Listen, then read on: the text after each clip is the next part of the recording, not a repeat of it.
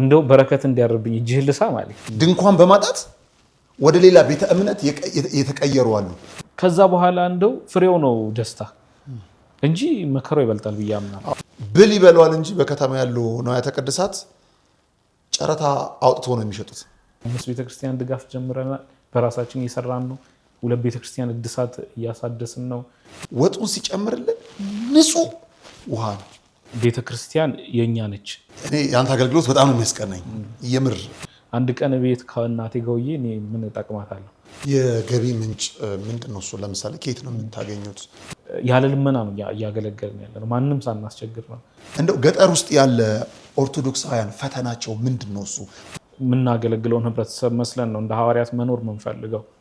የሃይማኖት ጎራ ለማስያዝ ሀገር ነው እንደዚህ አይነት የዘመን መጨረሻ ታሪ ነካሪ ሲያልቅ ሚዲያ ያለ ሰዎች ለፈተና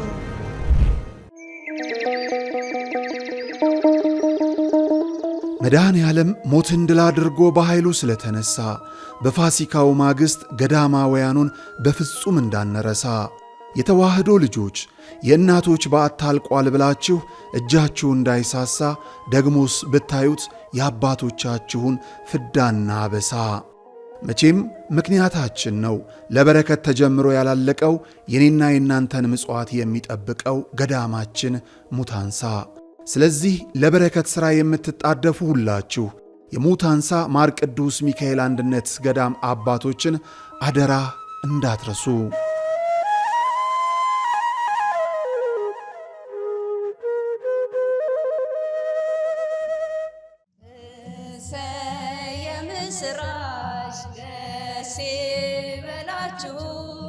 ግብረ ሰላም የትንሣኤን በዓል ተከትሎ ምዕመናን ካህናትን በቤታቸው በመጋበዝ የክርስቶስን ትንሣኤና ሰላም የምናበስርበት የኦርቶዶክስ ተዋሕዶ ቤተ ክርስቲያን ትውፊታዊ ተግባር ነው። ታዲያ በገዳም ያሉ መናንያንን ከተማ ሳናሳያቸው በባታቸው እንዳሉ አስታውሰን ይህን የደስታ ጊዜ ለምን ታላቅ የበረከት ሥራን አንሰራበትም? ከድግሱ ቀንሰን ገንዘቡን በባንክ ብንልክላቸው ገዳሟ ትለማለች። ደግሞም ከመጠን ላለፈ ደስታ ገደብ አድርገን ለጸሎት እንድንበረከክ የአንጎለላህ ጽርሐ አርያም ሰሚነሽ ቅድስት ኪዳነ ምሕረት ገዳም አባቶች ይጣራሉ። በገዳሟ አባቶች ይጠብቁናል። አስታዋሽ ያጡ ጸበልተኞችም ይፈልጉናልና አንድም ለበረከት ወዲህም ለክርስቲያናዊ ትውፊት ግብረ ሰላም ለማድረግ ዘወትር ቅዳሜና እሁድ ወደ ሰሚነሽ ኪዳነ ምሕረት ለመሄድ ከታች ያሉትን ስልክ ቁጥሮችና የገዳሟን የጉዞ ማኅበር ያነጋግሩ። ደስ ይበላችሁ ሞትን ድል አድርጎ ተነሳላችሁ። የሃይማኖት ጎራ ለማስያዝ ሀገር ነው እንደዚህ አይነት የዘመን መጨረሻ ታሪ ነካሪ ሲያልቅ ሚዲያ ያለ ሰዎች ለፈተና። ሰላም ጤና ይስጥልን ክቡራን ተመልካቾቻችን እንደምን አላችሁ? የነጋሽ ሐሳብ ፕሮግራማችን ነው። ወንድማችን ለብዙዎቻችሁ ደግሞ ልጃችሁ የሆነው ዲያቆን አቤኔዘር ውብሸትን ይዘን መተናል። ዲያቆን አቤኔዘር በገጠሪቷ የሀገራችን ክፍል ውስጥ የተዘጉ አብያተ ክርስቲያናትን በማስከፈት እንደዚሁ ደግሞ አገልጋዮችን በማበረታታት ራስ አገዝ ፕሮግራሞችን ራሳቸው በክርስቲያኖች ደግሞ ከሌሎች ምዕመናን ጋራም ከሌሎች ከአካባቢው ያሉ አማኞች ጋራም በመሆን በመተጋገዝ በጋራ እንዲኖሩ ግን ቤተክርስቲያንን እንዲጠብቁ የሚያስችሉ ፕሮግራሞችን በቲክቶክ ሲያስተላልፍልን የምታውቁት ብዙዎች የምትመርቁት እልፎች ደግሞ ታድለህ እያላችሁ ኮሜንት የምትሰጡት ወንድማችን ስቱዲዮ ተገኝቷል። እንኳን ደህና መጣ አቤኔ። ደህና ቆየኝ ነጋሽ። ባለመነጽር ነው ሁለታችን። መንገድ ላይ አዋራት ትላለና አይኔ እየደከመ መንገድ አስተር መጀመሪያ ሳይ አቤኔ ስትመጣብኝ ጺም ነው የምትመጣብኝ። ከዚህ በኩል የለችም በግማሽ ጺም ነው የሚመጣብኝና ትንሿ ይሄ ረዘም የፍየል ጺም ረዘም ይላል ታውቃለህ። አስተያየት ሰጥተው ካያውቁም አይ እስካሁን ምንም የለም። የእውነት የመጀመሪያ ሆኛለሁ ማለት ነው። እንኳን ደህና መጣ አቤኔ። እንኳን ደህና ቆየኝ። ለነጋሽ ሚዲያ አዲስ አይደለም፣ ሶስተኛችን ነው አይደል? ሶስተኛ አይደል? በየዓመት እየመጣን እንግዲህ አሁን ሶስተኛ ዙር ነው። አዎ በጣም እኮ ነው የምትገርመኝና እስቲ ስላንተ ዛሬ በደንብ በቃ ጊዜ ያለን ብዙ ነገሮችን እናነሳባቸዋለን። የሚያስደንቁኝ ነገሮች አሉ የምናነሳቸው። በተለይ ደግሞ የዚህ ምንድነው እሱ የአብይ ጾም አገልግሎትን ሁሉ ነገር እናነሳለን። ግን ለምንድነው ገጠር አገልግሎት እየመረጣችሁት? ከሱ እንነሳ። እሺ በቅድሚያ እጅግ በጣም ከልብ አመሰግናለሁ። ያው በየዙሩ ስንመጣ እንደው ለማስታወሻም ወደ ኋላ መለስ ብሎ ማየት ይቻላል። እግዚአብሔር ይመስገን በየጊዜው በየሂደቱ መጠነኛ ለውጥ እያመጣን ነው ያለ ነው። እኛም ከዚህ በፊት መጀመሪያ ዙር ላይ ትዝ የሚል ከሆነ ስንጫወት እንደ ወደፊት እቅድ ምንድነው ስትለኝ ተቋም መሆን እንፈልጋለን፣ በይበልጥ ህጋዊነትን ይዘን በመላ ሀገረ ስብከት ገብተን ማገልገል እንፈልጋለን የሚል ሀሳብ ነበረ። እግዚአብሔር ይመስገን እግዚአብሔር ትንሹ አገልግሎታችንን አይቶ አሁን ያ ተሳክቶልን አሁን በተቋም ደረጃ ከጠቅላይ ቤተ ክህነት ፍቃድ ወስደን በመላ ሀገረ ስብከት ማገልገል መንቀሳቀስ ችለናል። ያ ደግሞ ይበልጡ ነው ያለብን ኃላፊነት እግዚአብሔር በጥቂት ጊዜ ውስጥ እዚህ ጋር ካደረሰን ከተማ ላይ ምንም አናደርግም። ይበልጥ አገልግሎት የተራበ ህዝብ ልናገኝ የምንችለው ትክክለኛም ችግር ማግኘት የምንችለው ገጠር ላይ ነው እና ያለንብን ኃላፊነት ለመወጣት ስንል የተጣለብንም እዳ ቀላል የሚባል አይደለም። ሰው ጋርም ያለ ከኛ የሚጠብቀው ነገር አለ። እንደ ሰውኛ ድክመት አይጠፋብንም በአገልግሎትም በሁሉ ነገር እና እግዚአብሔር የተመሰገነ ይሁን። ይበልጥ ደስታው የሚሰጠው ሰው የሚያወቀንም እንደው ከተማ ላይ ስናገለግል አይደለም ወርደን ስናገለግል ነው። በፊት ከከተማ 500 ኪሎ ሜትር የምንወጣ ከሆነ አሁን እግዚአብሔር ይመስገን ወደ 1000 አካባቢ እየወጣን ያለ ነው። 1000 ኪሎ ሜትር በላይ አልፈን እየወጣን ያለ ነው። እግዚአብሔር በረዳን መጠን ያው ሰውነን እግዚአብሔር እስካለን ጊዜ ድረስ እንግዲህ በደንብ ወርደን ለአገልግሎት እየተፋጠን እንገኛለን። ግን ገጠር ስትሄዱ በምንድን ነው የምትሄዱት? ያው በምንድን ነው የምትሄዱት አይባልም ወይ በአውሮፕላን ነው ወይ ደግሞ በመኪና ነው ምናምን። ምን ይሆንብኛል አንዳንዴ መሰለ አንድ ቦታ ይቺን ያህል ብር አድረስ ይሉሃል። በተለይ ሄደህ የምትሰጥባቸው ቦታዎች ላይ እናንተ በአካል ስለሆነ ማለት ነውና የተላከልህ ጥቂት የሚሆን ብዙ ምንም ጥርጥር የለውም ስጦታ ትልቅ ነገር ነው። ያን የተሰጠህን ይዘህ የሚባልበት ቦታ ገጠር ለመሄድ የምታወጣው ወጪ ይበልጣል አንዳንዴ። እና ጉዞ እንዴት ነው የምታደርጉት? አዳራችሁ ምክንያቱም ለሳምንታት ነው ለወረም ሁሉ ትቆያላችሁ እዛና ሆቴል ነው ወይ የምትቆዩት? ቤተክርስቲያን ነው ወይ የምትቆዩት? በግል መኪና ነው ወይ የምትሄዱት? እንጫወት። እንዴት ነው ጉዟችሁ? ያው ከዚህ በፊት ከ2 ዓመት በፊት ይመስለኛል እንዳወራ ነው አገልግሎቱን ከፍ ማድረግ ችለናል እግዚአብሔር ረድቶን። ግን የምንሄድባቸው መንገዶች ልክ በፊት እንደነበሩበት ሁኔታ ላይ ነው አሁን ላይ ያሉት። እንዳልከው አይመጣጠንም የምናደርገውና እኛ ስንሄድ የሚወጣው ወጪዎች እጅግ በጣም ለየቅል ናቸው። በጉዟችን የምናደርገው አሁን ላይ እግዚአብሔር ይመስገን በፊት አንድ ገጠር ከገባን ከዛ በሞተር ወተን የቀረውን በእግር ተጉዘን ያ ደግሞ ለአገልግሎታችን አንድ ቦታ ከሄድን አንድ ወረዳ በሙሉ ቤተክርስቲያን አይተን ነው የምንወጣው። ለአንድ አገልግሎት አንሄድም ቦታ የ15 ቀንም ወርም 2 ወርም ሊፈጅብን ይችላል። ያ ደግሞ አሁን ባለበት ደረጃ ትንሽ አስቸጋሪ ነው። በዛ ደረጃ እንሂድ ከተባለ ብዙ ቦታዎች ለማዳረስ እየሞከርን ያለ ነው። ትልቅ ተግዳሮትም የሆነብን አሁን ላይ ለአገልግሎት ይሄ ነው። ማገልገል እየቻልን ነው። አሁን ቀጣይ ላይ እናነሳዋለን። በዚች በ2 ወር ጾም አገልግሎት ብቻ ከ30 እስከ 35 አካባቢ ቤተክርስቲያን ድጋፍ አድርገንላቸዋል። ለአብዛኞቹ መምህራንን ቀጥረናል። 7 ጉባኤ ዘርግተናል። ጉባኤ ሰማሪያ ጉባኤ ሰማሪያ የሚል ጉባኤ ዘርግተን እያስተማርን ነው ያለ ነው። እነኚህ ሁሉ ነገሮች ስናደርግ አብዛኛው ወጫችንን የሚወስደው ከተቋማችን ላይ ትራንስፖርት ነው። መኪና በኪራይ ነው የምንወጣው እና ባላንስ ልናደርግ እየሞከርን ያለ ነው። ደግሞ አገልግሎት ስንወጣ በሄድንባቸው ቦታዎች ላይ እንደው ማረፊያ ግድ ካልሆነብን ሆቴል ላይ አናርፍም። ፍራሽ፣ የምግብ እቃዎችን ከዚህ ከአዲስ አበባ ይዘን ወተን ለወር ለ15 ቀን ቆየን አስቤዛችንን ይዘን ገጠር ገብተን በጎ ፈቃደኛ ካገኘን ቤት የሚለቅልን ብዙ ሰው አለ። ካላገኘን ደግሞ ቤት ተከራይተን የምናርፈው ከኛ ጋር ከሚሄዱ ከትኞቼ ጋር አንድ ቤት አርፈን ያንን ባላንስ አድርገን ያው ትራንስፖርት በጣም እየጎዳን ያለው ቢያንስ በምግብ በመናድርበት ያንን ያካካስን አገልግሎቱን መቀጠል እንችላለን። ግን እነኚህ ችግሮችን መቅረፍ ብንችል ኖሮ አንደኛ እዛ ለትራንስፖርት ለሚወጣው ለመኪና ኪራይ የሚወጣው ነገር አገልግሎቱን ቢደግፍ መሰረት ያለው አገልግሎት። ምን ያህል ግን ይወጣል? ለምሳሌ በአንድ ወር ውስጥ ለትራንስፖርት ስትሄዱ ምን ያህል ወጪ ታወጣላችሁ? አሁን ይሄን አክል ብሎ መገመቱ ትንሽ ከባድ ነው። ነዳጅ ሁኔታ ያለበት ይታወቃል፣ የናፍጣ ነገር ይታወቃል። አሁን ላይ ግን በቃ አብዛኛው የሰዎቹን ድጋፍ ለአገልግሎት እና ሞር ደግሞ የትራንስፖርት ወጫችን ነው የሚወስድብን። እንደምትሄድበት ቦታ ይወሰናል። እንደምንሄድበት ቦታ አንድ ቦታ አይደለም የምንሄደው። ቅርብ የተባለ አገልግሎታችን እዚህ ምዕራብ ሸዋ ሀገረ ስብከት ነው። አብዛኞቹ ከ600 700 እስከ 1000 አካባቢ ኪሎ ሜትር የሚርቁ ናቸው። የምንሄድበት ቀን ይሄን አክል ተብሎ አይወሰንም።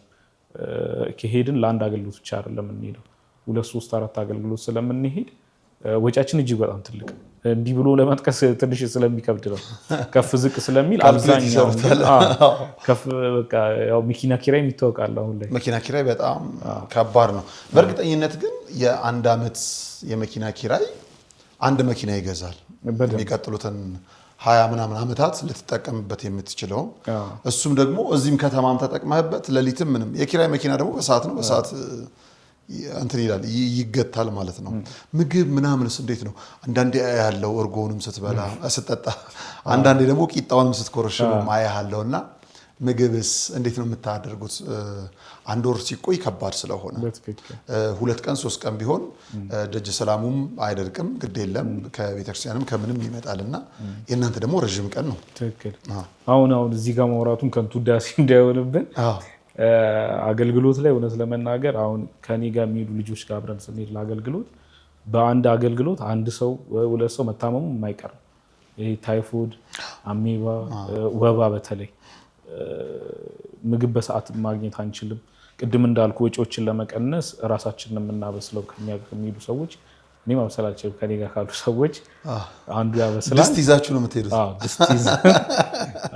አስቤዛችንን ይዘን ነው የምንቀሳቀስ ከዚሁ ከከተማ ስትሄዱ? ከከተማ ስንወጣ። ያም ደግሞ የማይሟላ ቦታዎች ላይ ትንሽ አስቸጋሪ ነው።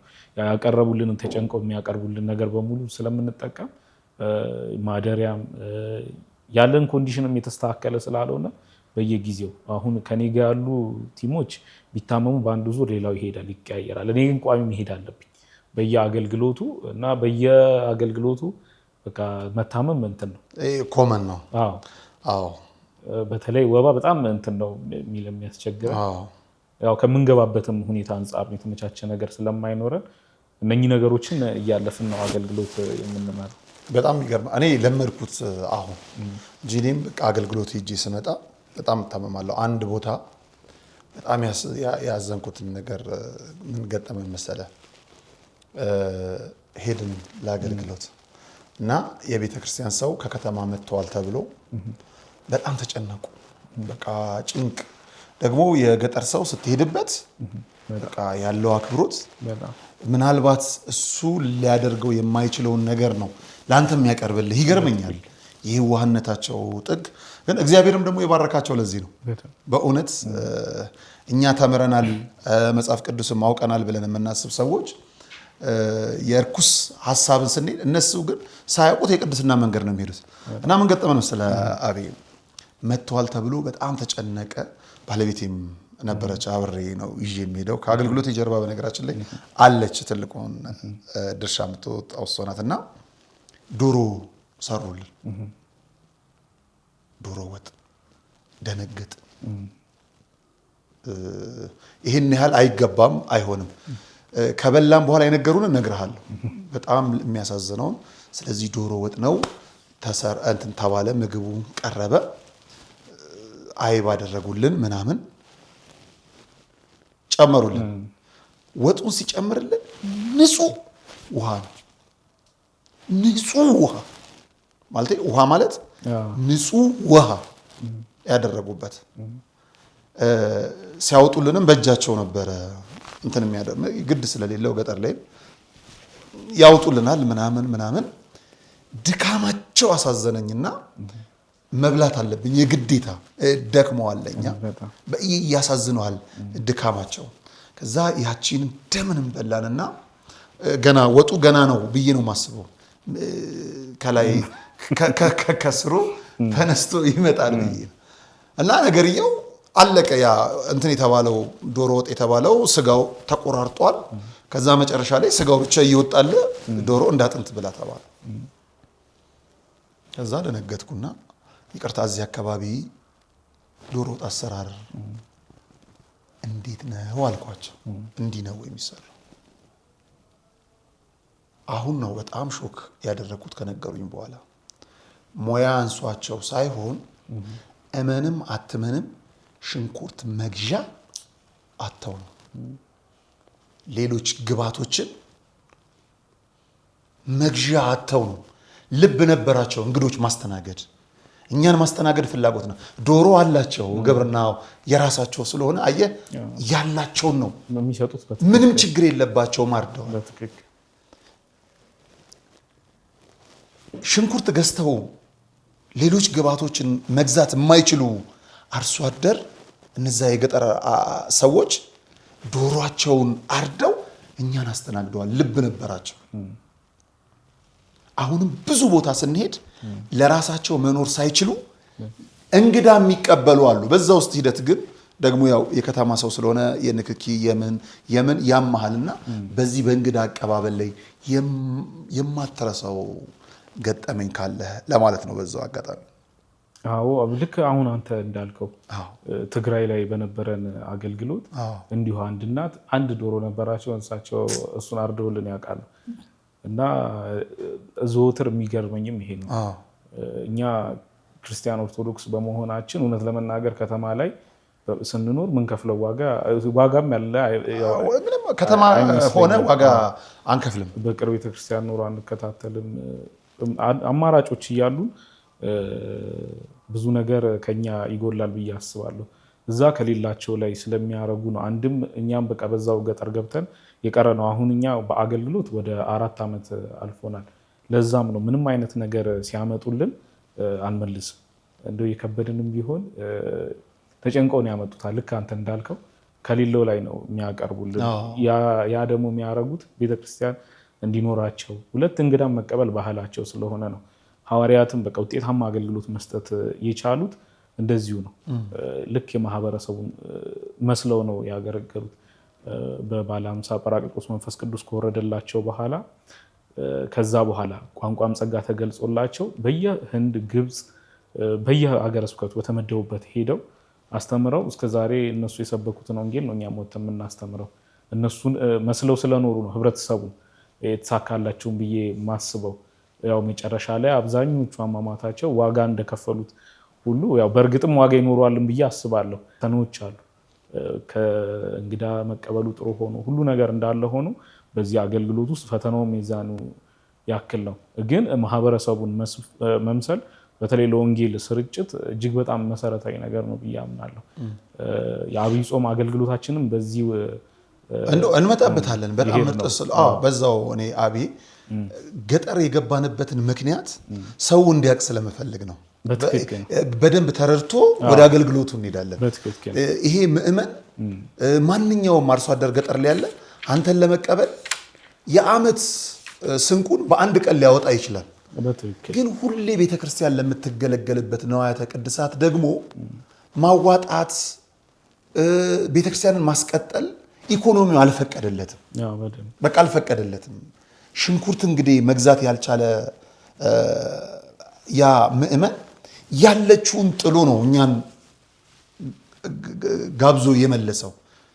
ለዚህ ማህበረሰብ ክርስቶስን የሚያውቅበት ቤተክርስቲያንን ብንገነባለት፣ ራስ አገዝ መርሃ ግብሮችን ብንዘረጋለት፣ በእውቀት የሚያንጽበትን መምህራን ብንቀጥርለት ለቤተክርስቲያን ደጋፊ ነው በማለት ነው ከከተማው ወደ ገጠር የሄድ ነው። እንደው ገጠር ውስጥ ያለ ኦርቶዶክሳውያን ፈተናቸው ምንድን ነው? እሱ ወደ አገልግሎታችን ከመምጣታችን በፊት አንደኛው እንደው ማህበራዊ ጉዳይ ነው፣ ማህበራዊ ህይወታቸው ነው ወደ ሌላ ቤተ እምነት እንዲቀየሩ የሚያደርገው የሚል ሰፊ የሚነገር ነገር አለ። ድንኳን ሲቸግራቸው አይቻለሁ በአንተ ቲክቶክ ላይ ድንኳን በማጣት ወደ ሌላ ቤተ እምነት የተቀየሩ አሉ። ሲሰማ ሚዲያ ላይ ቀላል ሊመስል ይችላል። በአካባቢያቸው የከበባቸው ማህበረሰብ የሌላ ቤተ እምነት ስለሆነ ያ ቤተ እምነት ውስጥ ህብረት ውስጥ ያሉት ድንኳን አላቸው። እነዚህ ክርስቲያን የሆኑት ደግሞ ድንኳን የላቸውም። ለምን? በአካባቢ ከማነስም የተነሳ። ስለዚህ ማህበራዊ ህይወታቸውን ለመገልገል ሲሉ የሚወዱትን ቤተ እምነት ጥለው ከአካባቢው ጋር ለመኖር በጣም በትንሽ ነገር ሁሉ ሙብ ሲደረጋ ያለውና ምን አይነት ችግሮች ናቸው ያሉት? አዎ በቃ እኛም አሁን ረጅም አገልግሎት በተለይ አሁን እኛም በተጠና መልኩ አገልግሎት ለመስጠት ከሚያነሳሳን ነገሮች አንዱ ሌሎች ቤተ እምነቶች በማህበራዊ አገልግሎት ድረስ የተጠና አገልግሎት አድርገው ህብረተሰቡን ያገለግላሉ ከሃይማኖት ጎን ለጎን። እኛ ጋር ስንመጣ ይሄ በጣም ሰፊ ክፍተት አለ። አሁን ላይ መስል ይችላል በዛው ቦታው ላይ ሲሆን ነው ፊልም የሚደረገው። በተለይ የድንኳን ይሄ ማህበራዊ ነገር የሚያገናኛቸው ነገሮች እውነት ለመናገር አንዳንድ ቦታዎችም ከኮምፒቲሽን የመጣ ነው ብዬ አስባለሁ። ዛሬ የሆነ ነገር አድርገን ያመጣነውን ክርስቲያን ነገ የተሻለ ነገር ሰው ሲያደርግለት አይጸናም፣ በዛው ይወጣል ብዬ አምናለሁ። ግን ያንን ያመጣነውን ክርስቲያን አስተምረን ማጽናት የኛ ኃላፊነት ነው። እንደው አንድ ጓደኛዬ በአገልግሎት ላይ ስንጓዝ እንትን አለኝ፣ መምህር ማለት የተሰበሰበ የሚያስተምር ሳይሆን ሰብስቦ የሚያስተምር ነው። ሰብስቦ ማስተማር ብቻ ሳይሆን እሱም መምህር ሊያስብሎ አይችልም። ማጽናት ነው በጣም መሰረታዊ ነገር ለአገልግሎት። አንድ ቦታ ስንሄድ እንደዚሁ የድንኳን ጥያቄ በየቦታው ነው የሚቀርበው ከቤተክርስቲያን ጥያቄ። አሁን ቤተክርስቲያን ስንሰራ የነፍስ ድህነት እንዲገኝ ነው አይደለ? ድንኳን እድር ምድር ላይ ያሉ ነገሮች ናቸው። የሚቀድመው የዛ ጥያቄ ነው። ድንኳን አላችሁ ነው የምንባለው መጀመሪያ ላይ። እንግዲህ የማህበረሰቡ እኮ ንቃተ ህሊና ነው። ትክክል ደግሞ ትክክልም ናቸው፣ እውነትም አላቸው ብዬ አስባለሁ።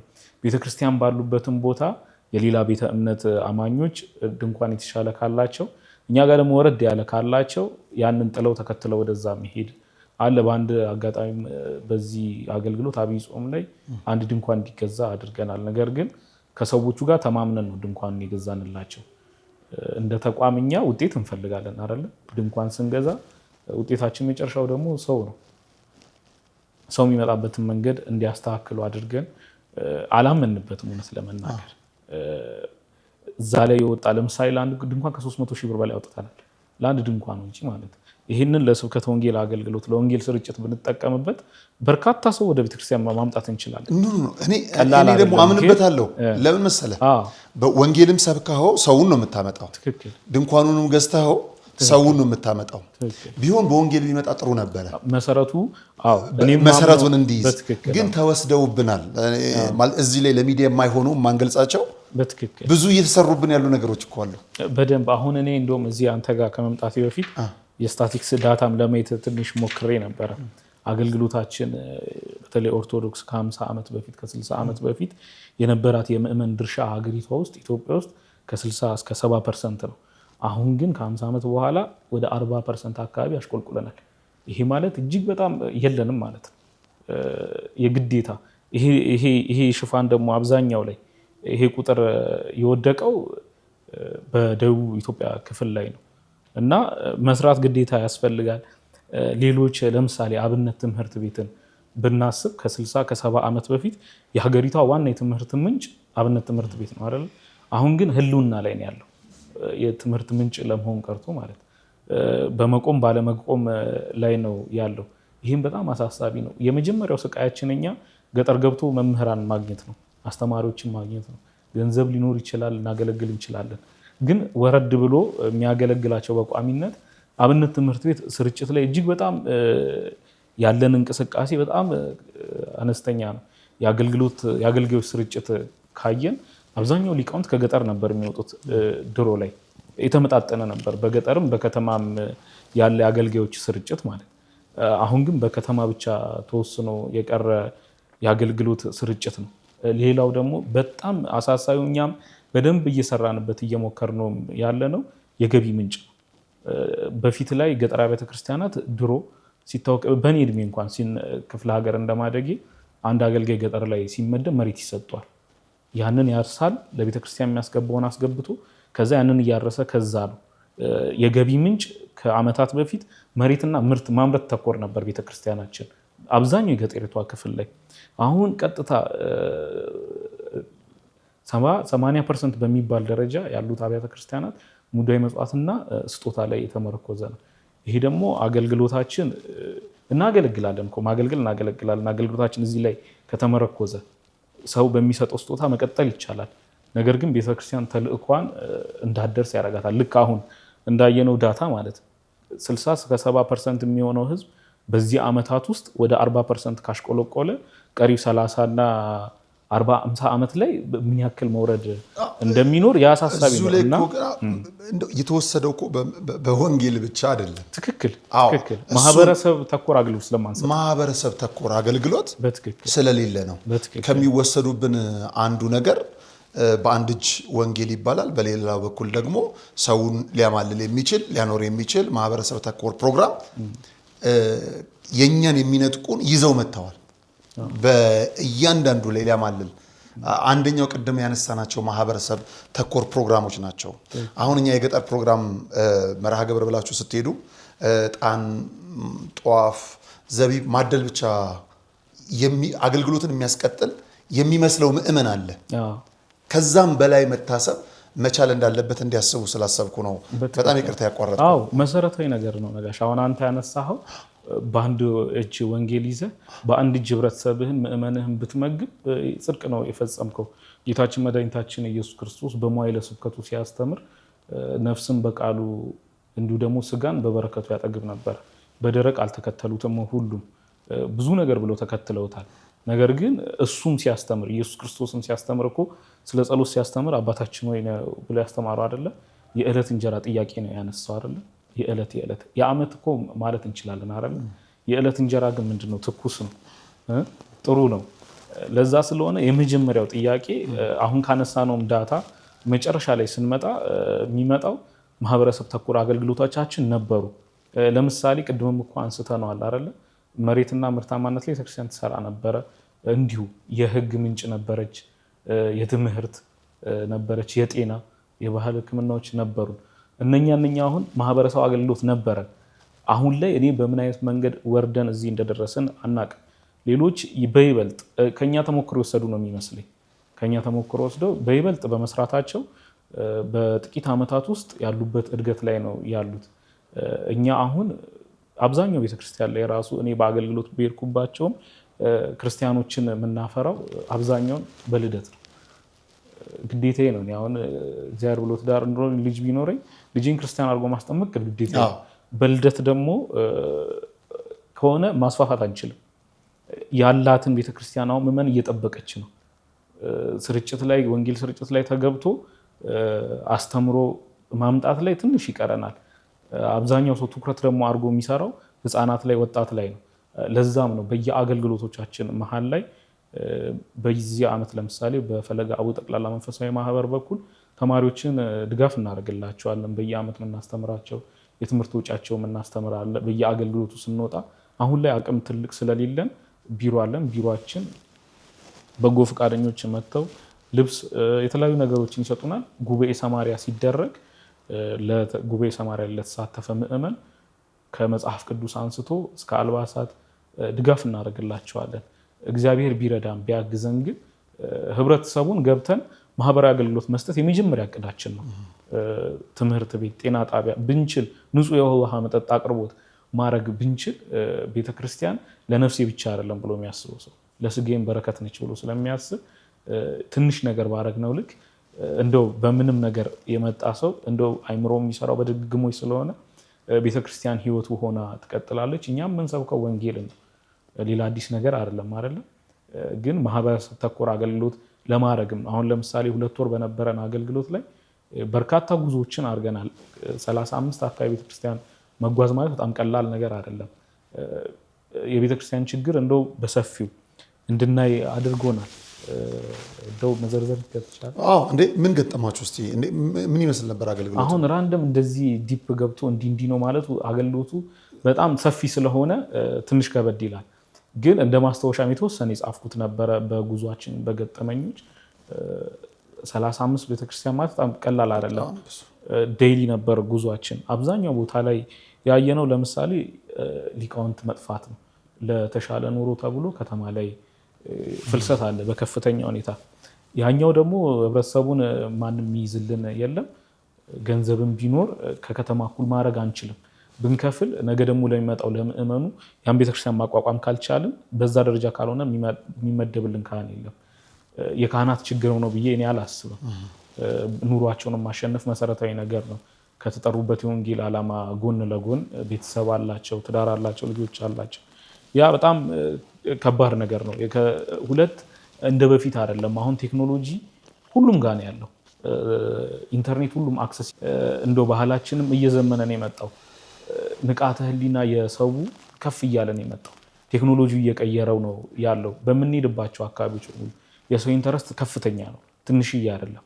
በምናረጋቸው አገልግሎቶች ላይ የተሻለ ነገር እንጠየቃለን፣ እንደዚህ ቢሆን እንባላለን። ያለውን ብቻ ከማድረግ ጎን ለጎን ማለት ነው። እና ደግሞ አማራጭም እንዲያዩ ያደርጋቸዋል ምእመናኖቹ። በአካባቢያቸው ያለ ቤተክርስቲያን ጠቅሼዋለሁ። እዚህ ጋር ስደት ላይ ነው ያለው አገልግዮ ማለት መጥቶ የሚጠይቃቸው ሰው የለም። ቅድምም እንዳነሳ ነው የኑሮ ጫና አለባቸው፣ የማህበረሰብ ጫና አለባቸው። ያያ ባለበት ደግሞ አማራጮች አላቸው። ጊዜው በጣም ጥሩ ነው። የኛ ጊዜ አማራጮችን አክሰስ ማድረግ ይችላሉ ስልካቸው ላይ። ሌሎች ቤተ እምነቶችም ያስተምራሉ። እኛ ከምናስተምርበት በላይ አማራጮችን እንዲያዩ ቴክኖሎጂውም ጭምር አስተዋጽኦ አለው። በወጣንባቸው ቦታዎች እነኚህን በደንብ አይተናል። ቅድም እንዳነሳ ነው ደግሞ ሌላው ቤተክርስቲያን ማህበራዊ አገልግሎት ላይ ለመስጠቷ በጣም ብዙ ዋጋ እያስከፈላት ነው ያለው። እንደው አጽንኦት ተሰጥቶ እንደው ቢታሰብበት በፊት የፍትህ የተለያዩ ነገሮች ማዕከል እንደመሆኑ አሁን ላይ ያለው ነገር ትንሽ አስቸጋሪ ነው። እንደው ይሄ እጅግ በጣም ጥቂቱን ነው ያነሳ፣ በጣም ጥቂቱ እንደው አጠቃላይ እንደገጠመን ማለት እና ቅድም ላነሳ ነው ዳታ ለብዙዎች መውጣት ይሄ መሰረት ነው ያምናለሁ። አዎ የዚህ ማህበራዊ አገልግሎት በጣም ይገርመኛል። ለምሳሌ ከኛ በተቃራኒ ያሉ ቤተ እምነቶች ፕሮጀክት ያዘጋጃሉ። ፕሮጀክቱን ያዘጋጁና ኦርቶዶክሱንም የነሱንም ሌላውንም ወደ ስራ ያስገባሉ። ያለ ልዩነት ሊያስገቡ ይችላሉ። ከተቀጠረ በኋላ ግን እምነት ቀይሮ ነው የሚቆየው። ያኛው ሰውዬ ሲገባ ክፍት ነው የሚያደርጉለት። መጨረሻ ላይ ግን በሚያገኘው ጥቅማ ጥቅም ዋቴቨር በብዙ መልኩ ማለት ነው፣ በጣም በብዙ መልኩ አሁን ቤተክርስቲያን በጣም የተገፋች ያለችበት ነው። በአማኟ ኢኮኖሚ ላይ ጥገኛ የሚሆንባቸው አጋጣሚዎች አሉ። እኛ በምንወጣበት በብዙ መልኩና አግዙን የሚሉት እዛ ላይ ነው። ምእመናኖቻችን ደግሞ በአብዛኛው ወይ የፈረሰ ቤተክርስቲያን የተጎዳ ንዋየ ቅድሳት ካልሆነ በቀር እዚህኛው ላይ ትኩረት አልሰጠንም። የእውነት ለመናገር አማኙ አልነበረም ይህን መስጠት ያለበት፣ ቤተ ክህነቱ ነበረ መስጠት የነበረበት። በየንግስ በዓላት ላይ የሚሰበሰቡ ገንዘቦች በፐርሰንት ተብሎ ልክ ለቤተ ክህነት እንደሚላከው በፐርሰንት ተብሎ ለገጠር ቤተክርስቲያናትና ምእመናን ተብሎ መላክ ነበረበት። በሀገር ደረጃ እኮ ብታየው ከከተማም ይሰብሰብ ከገጠር ገቢ አላት ሀገር አለ፣ ግብር ትከፍላለህ። ከዛ በዛ ግብር ለገበሬው ማዳበሪያም ለከተሜው መንገድም ትሰራበታለህ፣ ገባ ታቻችልበታለህ። ቤተ ክህነት ላይ ግን ወደ ቤተ ክህነት የሚሄድ የፐርሰንት ካልሆነ በገጠር ወደ ገጠሪቷ ቤተክርስቲያናት ብዙ ስንሄድ አናይም። ተሳስተን ከሆነ እንዲያረሙን ለአብነት እንኳን ማንሳት እኮ እንችላለን። በጣም የሚያስገርመኝ አንዳንዴ አንድ አይነት አገልግሎት ላይ ሆነን እንኳን እንግባባም። እኔም አንተም የገጠሪቷ ላይ ነው የምንሰራው። አንተ የምትሰራው ስራና እኔ እንኳን አንናበብም። ለምን? ችግሩ አንገብጋቢ ስለሆነ።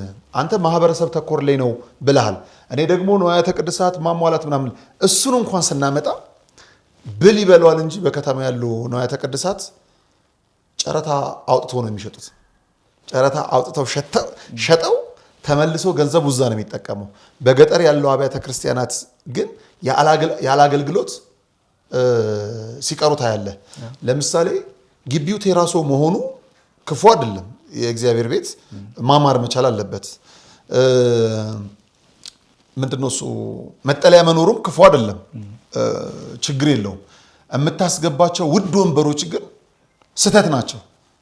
በቤቱ የተሰራው ቴራሶም ላይ የሆነ ድንጋይም ላይ የሆነ እንጨት ላይ መቀመጥ ከክብርህ ዝቅ አያደርግም። ውድ የምታደርግባቸውን እቃዎች ወደ ገጠሪቷ ብትልክ ማህበረሰብን ታቋቁማለህ፣ ክርስትናን ታስቀጥላለህ። ክርስትና የማስቀጠልና ያለማስቀጠል ትልቅ ፈተና ውስጥ ገብተናል። በጣም የሚያስፈሩኝ ነገሮች ናቸውና እንደው በእነዚህ 35 አብያተ ክርስቲያናት ስትደርሱ በአብነት ጾም ላይ በአብይ ጾሙ ላይ አገልግሎት ላይ የሌሉ አልገጠሟችሁ? እንዳለ በሚባል ደረጃ አገልግሎት ላይ የሉም። ሁለት የቤተክርስቲያን ይመስለኛል አገልግሎት ላይ ሆነው ያገኘናቸው። እኔ አሁን ምን እናስባለሁ መሰለ ነጋሽ ቤተክርስቲያን የኛ ነች። ለምሳሌ አንድ ቤተክርስቲያን ሲቋቋም እኛ አንድ ገጠር ቤተክርስቲያን ላይ ስናቋቁም ቅድሚያ የህብረተሰቡ ቁጥር ይታያል። ህብረተሰቡ ደግሞ ጥያቄ ለቤተ ክህነት ያስገባል። ከዛ ቤተ ክህነቱ መልሶ ፍቃድ ይሰጣል ቤተክርስቲያን እንዲሰራ። ቤተ ክህነቱ የሚሰጠው አገልጋይ ነው ይመድበው። በእርግጥ ቅድም የተባሉት ነገሮችን የማድረግ ኃላፊነት የለባቸውም እያልኩ አይደለም፣ ማድረግ አለባቸው፣ ተጠባቂም ነገር ነው። ይበልጥ ግን ኃላፊነቱ እኛ ላይ ነው ብዬ አምናለሁ። እንደዚህም ብለን ማናምን ከሆነ ተቋማት ላይ ትኩረት ማድረግ ምንችል ከሆነ ዘወትር እይታችንን ማንሳት ማንችል ከሆነ በራሳችን ምንችለውን ነገር ማድረግ ማንችል ከሆነ ቅድም የጠቀስናቸው ቁጥሮች በፐርሰንት ጠቀስን እንጂ በቁጥር ቢጠቀስ በጣም የሚያሳፍር ናቸው። እውነት ለመናገር እነኛ ክፍተቶች በምን መጡ ሲባል ሁላችንም የድርሻችን አለመወጣት ነው። ቅድም አንተ እንዳልከው ሁለታችንም እኮ የተለያየ አይዲዮሎጂ ነው ያለን ስለ አገልግሎት አይደለ? ግን በሂደት ከምናየውም ከምናሳልፈውም ነገር ሻርፕ እየሆንን ነው የምንመጣው። አገልግሎቱ ራሱ እየቀረጸን ይመጣል። እኔ ከ4 ዓመት በፊት አገልግሎት ስጀምር እውነት ለመናገር ቤተክርስቲያን ጧፍና ተነጋግረናል አይደል? ከዚህ የዘለ አገልግሎት እንሰጣለን ብለን አይደለም ያሰብነው። ነገር ግን የሚገጥሙን ዕለት ዕለት የሚያጋጥሙን ነገሮችን ስናይ አሁን መስጠት በምንችልበት ደረጃ እየተደራጀን እየሄድን ነው ያለ ነው። እንዳልኩ ከኛ አገልግሎት ጉዞ ውስጥ ስታይ 2 ወይ 3 ቤተክርስቲያን አካባቢ ካረሰው አገልግሎት ላይ ነው ያገኙት። በፊት በአገልግሎት እኔ በጣም ምን ይቸገራለሁ መሰለ አንድ ሀገረ ስብከት ላይ ስንሄድ እንዳልኩ የተመቻቸ ነገር አይደለም ልናሳይ የምንሄደው። ብዙ ሰው ጋም ደግሞ የገጠር አብያተ ክርስቲያናት አለመብቃት ሀገረ ስብከትን ተወቃሽ ያደርጋል። የብዙ ሰው ምልከታ እንደዛ ነው እና እኛ የምንሄድባቸው ቦታዎች ደግሞ በጣም በኢኮኖሚ የወደቁ የተዘጉ አገልግሎት ቦታዎች ናቸው እና እነኛ ቦታዎች ላይ ስንሄድ ትንሽ አስቸጋሪ ሁኔታ ነው የሚገጥመን። እንደዚህ አይነት ቦታዎች ላይ እኛ በምንሄድበት ሰዓት ክፍተት ነው የምናሳየው ተብሎ ነው የሚታሰበው። ነገር ግን አሁን በዚህ መጽሐፈ ምሳሌ 13:23 ላይ በስራ በትጋት በረከት ይገኛል፣ በወሬ ግን ድህነት ይተርፋል ነው የሚባለው። ሞር ቺን 4 ዓመት ምንም ነገር አገልግሎት ብለን ሜዳ ላይ በማደራችን ለምሳሌ በፊት ስንሄድ አንደኛ ተግዳሮቶቻችን ክፍተት ምናሳይ ስለሚመስል ፍቃድ ማግኘት በጣም ይከብደን ነበረ። በአሁኑ አገልግሎት ግን ለምሳሌ መጀመሪያ እኛ ከጠቅላይ ቤተ ክህነት ፍቃድ አለን አይደል? ለሀገረ ስብከት እንጽፋለን ነው የሀገረ ስብከት ይጽፍልናል። ይበልጥ ግን አሁን እኔ ስላክ የነበረው ሀገረ ስብከቱ ነው ቦታውን ላይ መድቦኝ የሚሄደው ራሱ እነኚህ ቦታዎች ክፍተት አለ፣ እነኚህን በተቋማችሁ በኩል መፍትሄ ይሰጡልን። ይበልጥ ክፍተት ወዳለበት ቦታ ነው እየተላኩ ያለሁት። ይሄንን ማድረግ የቻልነው በስራ ነው ብዬ ነው ማምነው። ከዚህ በፊት ግን በጣም አስቸጋሪ ነበረ። በግልጽ ነው የምንጽፈው ያየናቸውን ነገሮች። ለምሳሌ ስብከት ኬላ ላይ ጉባኤ ካዘጋጀ ትልቅ የተጠማቂያን ቁጥር ኖሮ ቤተክርስቲያን መስራት የተቻለ ካልተሰራ እዚህ ሀገረ ስብከት ላይ እንደዚህ ቦታ ላይ ቤተክርስቲያን አልተሰራ፣ ይሄን አክል ሰው ባለመሰራቱ ከዚህ ቤተ እምነት ተመዝግቦ ሳይጠመቅ ቀርቷል ብለን የወጣንባቸው ሀገረ ስብከቶች አሉ። ሁለተኛ ዙር አገልግሎቱን ለመገምገም ሲሄድ በሚገርም ሁኔታ እዛ ማህበረ ካህናቱን ማህበራትን እንደውም ተሰብስበው ልምድ ልውውጥ ብታደርጉልን ተብዬ ነው የተጠየቁት። ስለዚህ እንትኖች አሉ በዚህ አገልግሎት ውስጥ ያየሁት እግዚአብሔር ያስቀጥለው መነሳሳቶች አሉ። ሰሞኑን ሚዲያ ላይ የምናያቸውም ነገሮች በጣም እንትን ናቸው ብዬ አምናለሁ። በዚህ ደረጃ ክፍተትን አምኖ መጀመሪያ ክፍተት እንዳለ ማመኑ ራሱ የዚህ ጠቅላይ ቤተ ክህነት ውይይቱን ነው ዩቲዩብ ላይ ያየው ነበረ። ውይይቱን አይቼ በጣም የተገረምኩት። እንዴት ተገረመ? በዚህ ደረጃ ሀሳብ አይነሳም። እኔ አይቻላቅም አይደል ወይ ስብሰቦች ላልከኝ ይሆናል እንዲህ ሲነሳ ግን አይቻላቅም። መጀመሪያ ችግሩን ማመን መሰረታዊ ነገር ነው። ሪፖርት ላይ የምንሰማው ትልቅ ነገር ነው። ለምሳሌ እንደው እንዳንተ አሁን የቤተ ክህነት ሰው የማመን ችግር አለበት የማመን ችግር አለበት። አይ በዚህ ደረጃ ነው አይቻላቅም። አይተናናቅም ግን ይቀጥላል። ስለምንፈልገው ነው፣ ጥሩ ስለሆነ ነው መነሳቱ ጥሩ ነው። ብቻ ግን እንደው ይውረድልን። እኔ አሁን እዛ ላይ ብዙ ያልመሰለኝ ተናጋሪዎቹ ናቸው የችግሩ ባለቤትም በራሱ የደብረ አስተዳዳሪዎች አሁን እንደ ችግር መነገር የሌለባቸው ነገሮች ናቸው ችግር ሆነው የተነገሩት። አንድ አስተዳዳሪ በራሱ ደብር ላይ እነዚህ ነገሮች ባያደርግ መባዛት ይችላል። ሳያደርግ መጥቶ ለስብሰባ ነው የተነሱት እነዚህ ጉዳዮች። እኔ አሁንም ለስብሰባ መካሪ ናቸው፣ አባቶች ናቸው፣ መምህራኑ ናቸው፣ ከኛ እኮ የበሰሉ ናቸው በብዛት። ፖለቲከኞች አትሊስት እንደዚህ አይነት ሀሳብን ቢያነሱ ሊሸውዱ ሊሆን ይችላል። ግን እንደ አንድ ክርስቲያን ደስ ብሎናል። አንተም ልክ እንዳልከው ችግር ላይ ኖረው ይችላል። ተለውጠው ግን የምናይበት ቀን ያቅርብልን ለማለት ነው። አሜን። አዎ ያው መጀመሪያም ችግርንም አምኖ ሚዲያ ላይ መናገሩን በጣም ትልቅ ነገር ነው ብዬ አምናለሁ። ያው በሂደት ነው ማመኑ ራሱ ትልቅ ነገር ነው ብዬ አምናለሁ። ከመጣንባቸው መንገዶች ካሳለፍናቸው ፈተናዎች በአገልግሎት ስንመጣባቸው ከነበሩ መንገዶች አሁን ላይ ችግሮችም ታምነው በተለይ ስብከተ ወንጌል ቀን ተብሎ መታሰቡ አገልግሎቱን ያጠነክረዋል። ለወደፊት ተሰምሮበት በደንብ ከተሰራ ይበልጥ ትኩረት አድርገን እየሰራን ያለነው እዛ ላይ ነው። እኛም በተለይ ጉባኤ ሰማሪያ ብለን ስንነሳ በፈለገ አበው ጠቅላላ መንፈሳዊ ማህበር ስር ጌታችን መድኃኒታችን ኢየሱስ ክርስቶስ የሰማርያዊቷን ሴት ለማስተማር ብቻውን ሄዶ ቤተክርስቲያን አልመረጠም። ጉድጓድ ዋጋ ነው ያስተማራት የህይወትን ወንጌል የነገራት እና እኛም ምርጫችን ጉባኤ ሰማሪያ ለምሳሌ ስንዘረጋ ወንጌል ስርጭት ነው። ቤተክርስቲያን ያለበት ቦታ ላይ አይደለም የምንሰራው። ምንም ቤተክርስቲያን የሌለበት ቦታ ላይ ነው። ነገር ግን አንድ ሰው ተምራ ሄደች አይደለ? ወደ መንደር ወረደች፣ ሌላ ተከታይ ይዛ መጣች። ከጉድጓድ ውሃው ከዛች ቤተክርስቲያን ከሌለበት የተጀመረ አገልግሎት ወደ መንደር ተቀየረ። ቀጥላይ ክርስቶስ ደቀ መዝሙር ተከታይ ሆነች፣ እሷም በስሯም ያሉት። አሁንም እኛም እያረግን ያለ ነው። ሌላ አዲስ ነገር አይደለም እያረግን ያለ ነው። ወርደን ማድረግ የምንችለውን እያረግን ነው ያለ ነው። ለዛም ነው ጉባኤ ሰማሪያ ያልነው። ወርደን ሁለት ክርስቲያን ካለ እናስተምራለን። 4 ሰው አስተምረን እናውቃለን በዚህ ጉባኤ ሰማሪያ ፕሮግራም በጉባኤው በትክክል። ነገር ግን በሂደት ወንጌል ስናስተምር ሁለት ቅድምም እንዳነሳ ነው ኢየሱስ ክርስቶስ ሲያስተምር ነፍስን በቃሉ ስጋን በበረከቱ ይመግብ ነበር እንዳልነው ስንሄድ ዝም ብለን አይደለም የምንሄደው። ዝክር የሚዘክሩ ሰዎች አሉ። ለምሳሌ የዝክር መሰረታዊ ነገር እንደው አብዛኛው ከተማ ላይ ተረስቷል ብዬ አምናለሁ። መብላት መጠጣት ይበዛዋል። እዛ ግን ለምሳሌ ዝክራቸው እንደዚህ አይነት ቦታ ላይ እንዲያደርጉ እናደርጋለን። ከጉባኤያችን በኋላ የምሳ መርሃ ግብር ይኖረናል። በኑሯቸውም የተወሰነ እንደግፋቸዋለን።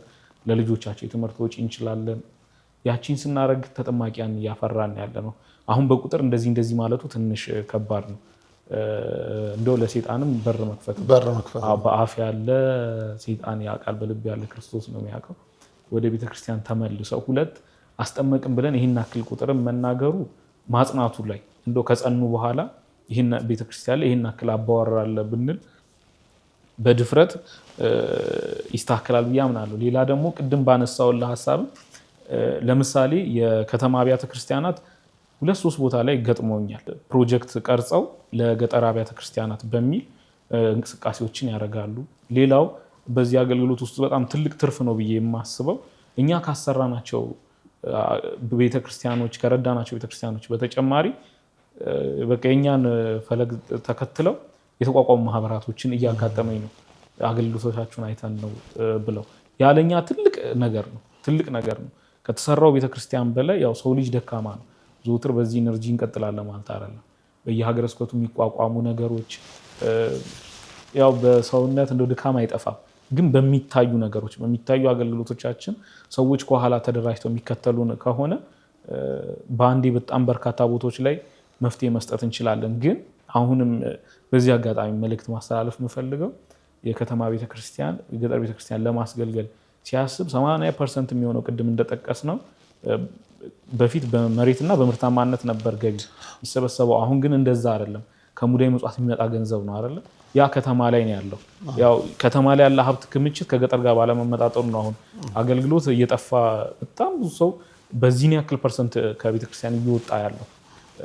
ከተማ ላይ ለምሳሌ አንድ ቤተክርስቲያን ህንፃ አስገንብቶ ያ ህንፃ ለቤተክርስቲያን ለገጠር ቤተክርስቲያን ከሚባል ራሳቸውን ቤተክርስቲያኖቹን ማቋቋሙ በጣም ቀላል ነው ብዬ አስባለሁ።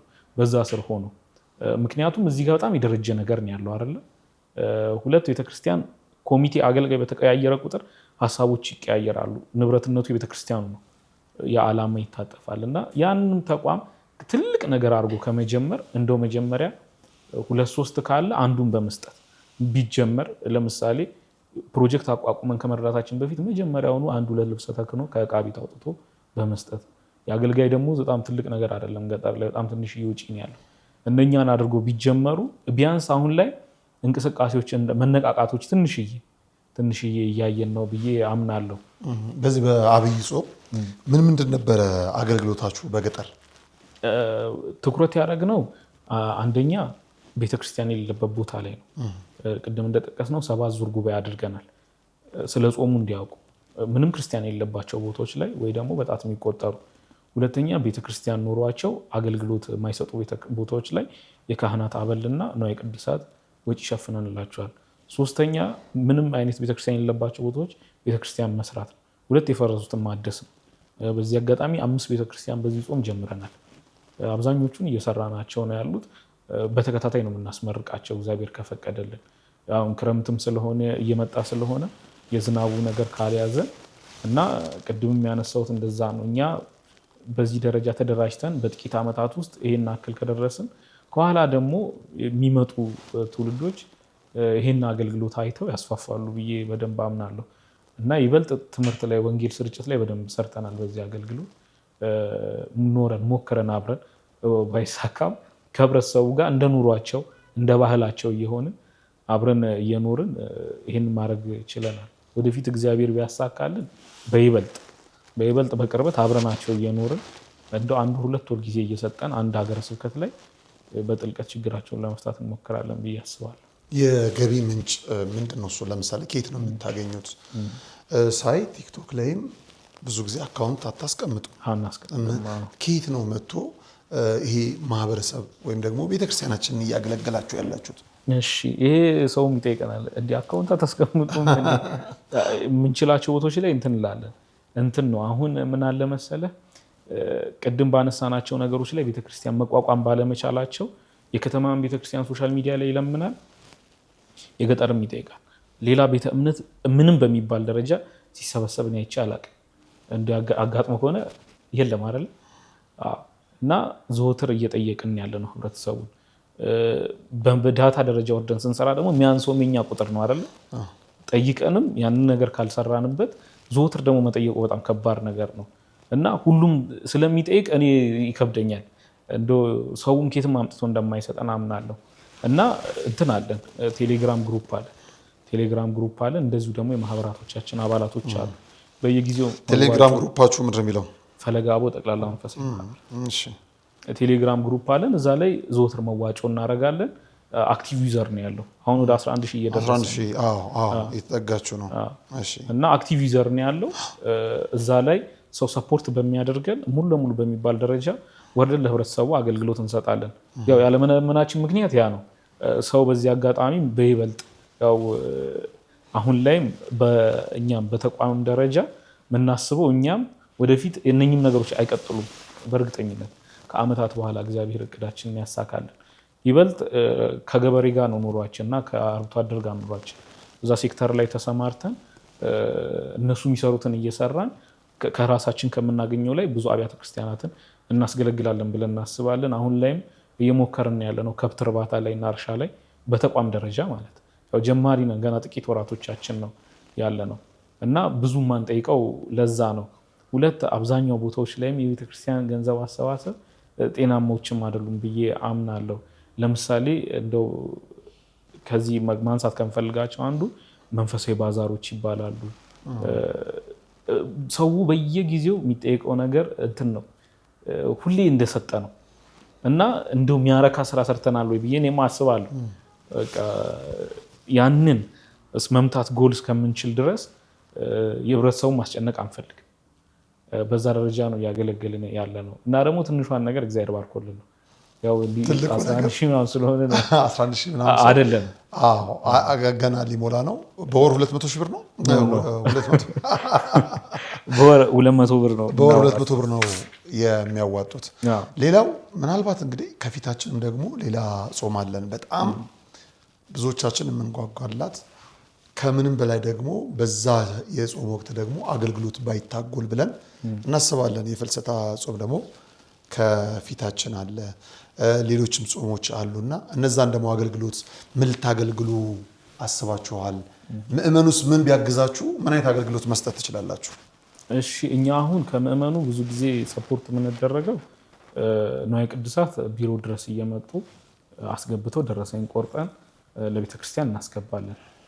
የንዋየ ቅድሳት አገልግሎት ክፍተት በጣም ቀላል የሚባል አይደለም። ገጠር ላይ መሰረታዊ ጥያቄ ነው። ሌላ አቅም ያለው በገንዘብ ሰፖርት ያደርገናል። የምናሰራቸውን ቤተክርስቲያኖች ድጋፍ ያደርግልናል። ሌላኛው ለጉባኤ ስፖንሰር ያደርጉናል። ሞር ብዙ ነፍሳትን ማግኘትም ማዳንም እንችላለን ብዬ አስባለሁ። እዚህ መርሃ ግብር ላይ አሁን በቁጥር መጥቀሱ እንትን አይደለም፣ ጎል ላይ ሳንደርስ እንዲህ ነው ብለን መናገር አንችልም። ግን በጉባኤ ሰማሪያ ብዙ ነገሮችን እያስተካከልን ያለ ነው በመላ ሀገረ ስብከቶች ላይ። ለፍልሰታም ምን ደግሞ ይሄን ነው፣ ሌላ ተጨማሪ የምንሰራው ነገር የለም። በይበልጥ ቅድም እንዳነሳ ነው ማጽናቱ ነው ከባድ፣ ማስጠመቁ አይደለም፣ አጽንቶ መቆየቱ ነው። ለምሳሌ 35 ቤተክርስቲያን ጉብኝት ላይ ከዚህ ውስጥ አሁን ላይ 5 ቤተክርስቲያን ድጋፍ ጀምረናል። በራሳችን እየሰራን ነው። 2 ቤተክርስቲያን እድሳት እያሳደስን ነው ያለ ነው። የመምህራን ቅድም ረስቼው መምህራን የቀጠርናቸው አሉ፣ ደሞዝ ከፍለን ማለት አብነት ተማሪዎችን በየሀገረ ስብከቶቹ አሉን። በዚህ አጋጣሚ በአብይ ጾም ብቻ ለምሳሌ ምዕራብ ሸዋ ላይ በነበረን አገልግሎት የህብረተሰቡ ጥያቄ ቋንቋ መምህራን ነው በኦሮምኛ የሚያስተምረን።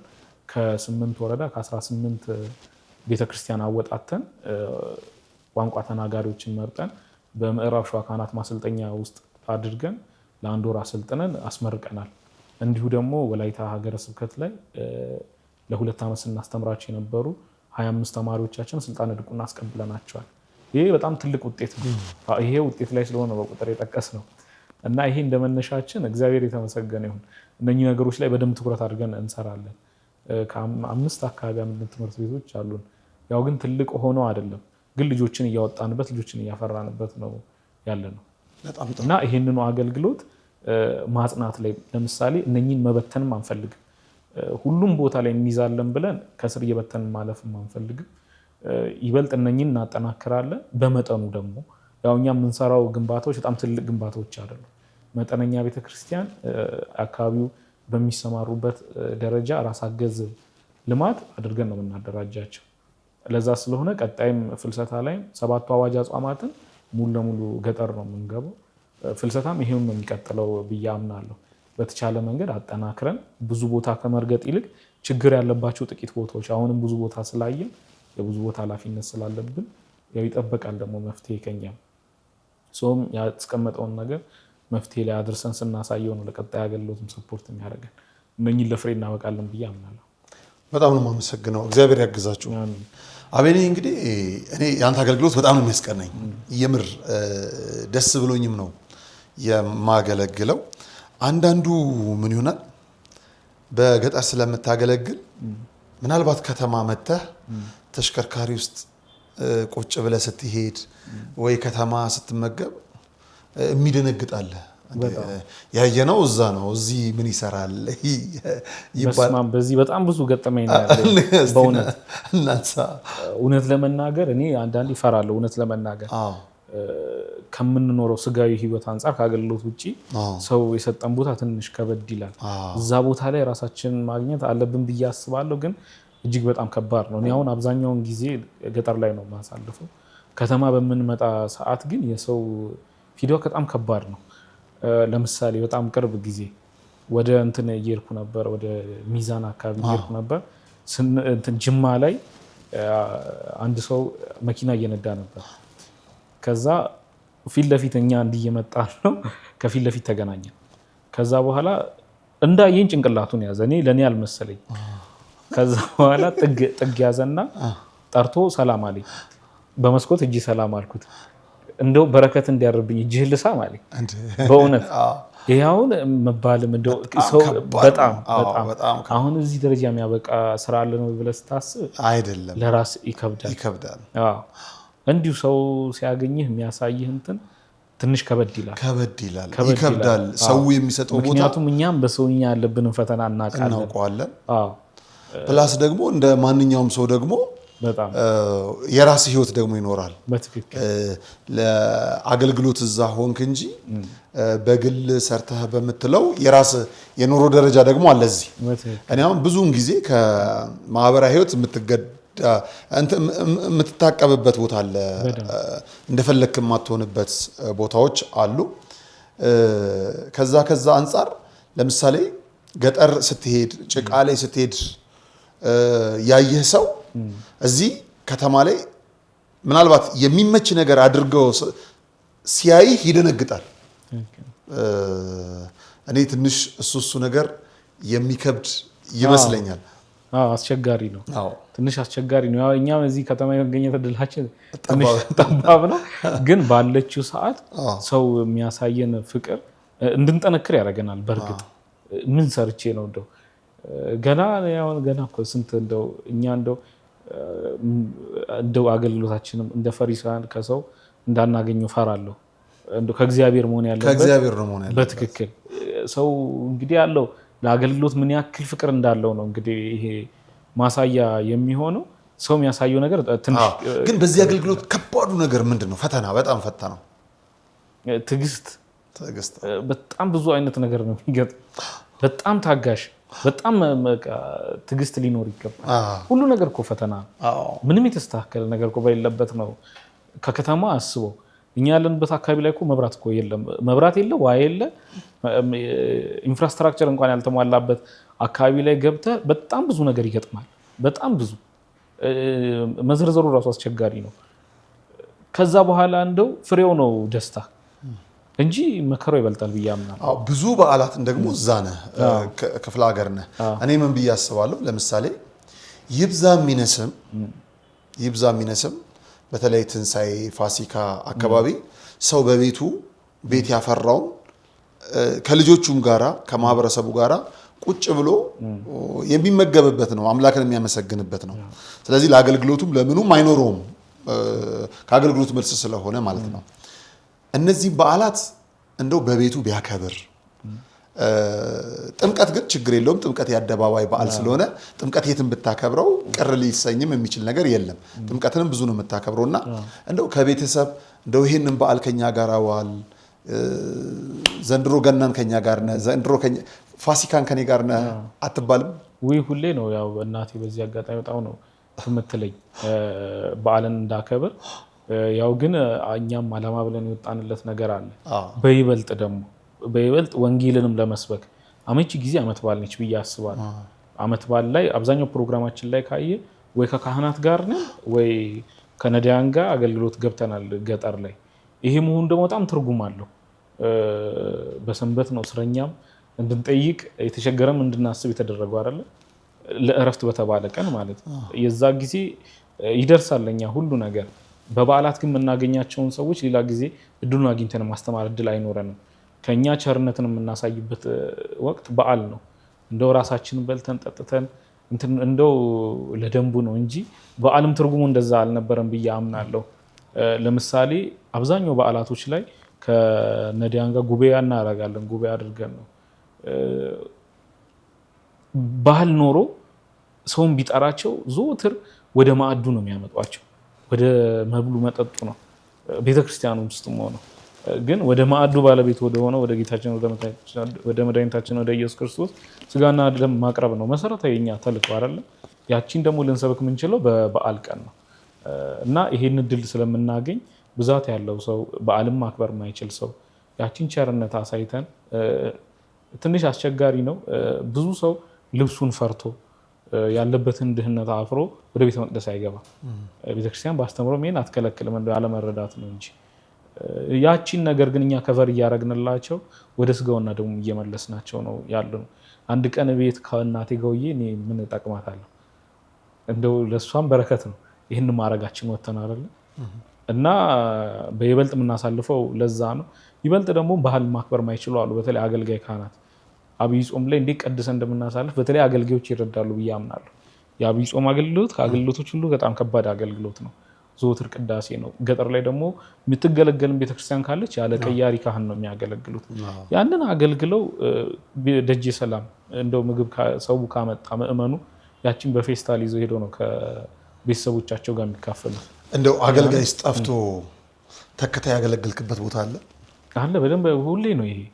አገልጋይ ከሌለ እኛ በጣም ደግነቱ ከኔ ጋር የሚዞሩ አብዛኛው ቲም እንዳለ ዲያቆናት ናቸው። ሁሉም ማለት ይቻላል ሁሉም ስልጣነ ክህነት ያለው ነው።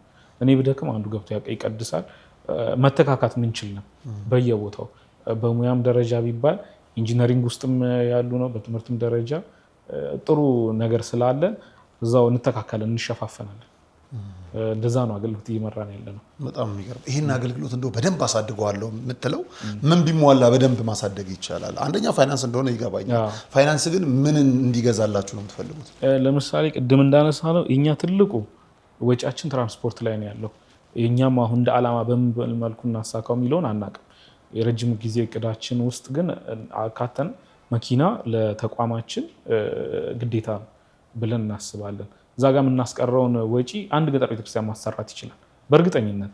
ለመኪና ኪራይ በአመት ውስጥ የምናወጣው ተደማምሮ በአንድ ያንን ወጪ አግኝተን ብናወጣ ልንገዛ እንችላለን።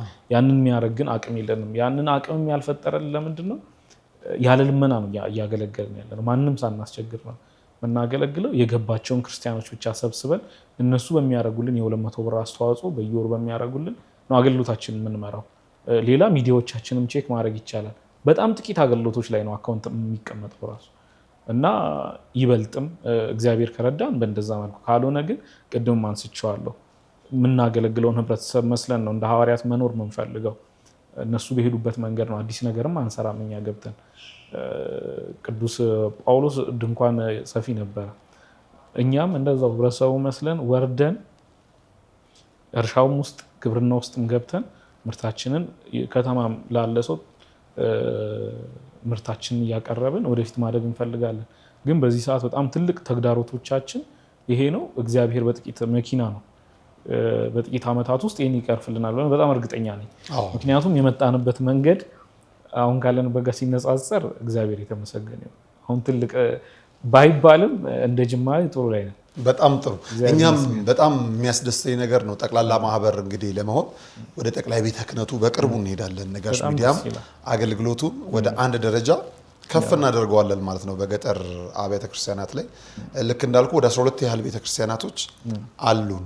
አሁን እንትን ደሞዝ የምንከፍላቸው ከህዝቡ ከነዛ መካከል ግን አሁን በዋናነት ራሳችንም መገኘት አለበት አይደል ነጋሽ? እኔና ቤተሰቤ በራሱ ደግሞ አንድ ቤተክርስቲያን አለን። ለምሳሌ ጅማ ኡራኤል አካባቢ ያለችዋን ቤተክርስቲያን እኔና ቤተሰቤንን እንደ አንድ ደሞዝ የምንከፍለው ማለት ነው። ህብረተሰቡ እንደዚህ አይነት አገልግሎቶች ላይ እንዲሄድ እኛም ጥሪያችንን እናቀርባለን። ትራንስፖርት ላልከው ግን ትራንስፖርት ቀላል ነገር አይደለም። እኔ የምንፈተንበት አንዱ ነገር እሱ ነው። ምንድነው እንደውም እኛ የምናደርገው የሚገርምህ ወደ አንድ ገዳም አቅም አለው ብለን የምናስበው ወደ አንዱ ገዳም ስንሄድ ትራንስፖርት እንዲያመቻቹ ራሳቸው እንዲያደርጉ ነው የምናደርገው። ማደሪያም እነሱ ጋር ስለሆነ ማለት ነው። ለነሱ በሄድነው መርሃ ግብር ሌሎቹን ሰርተን እንመጣለን። ገባ?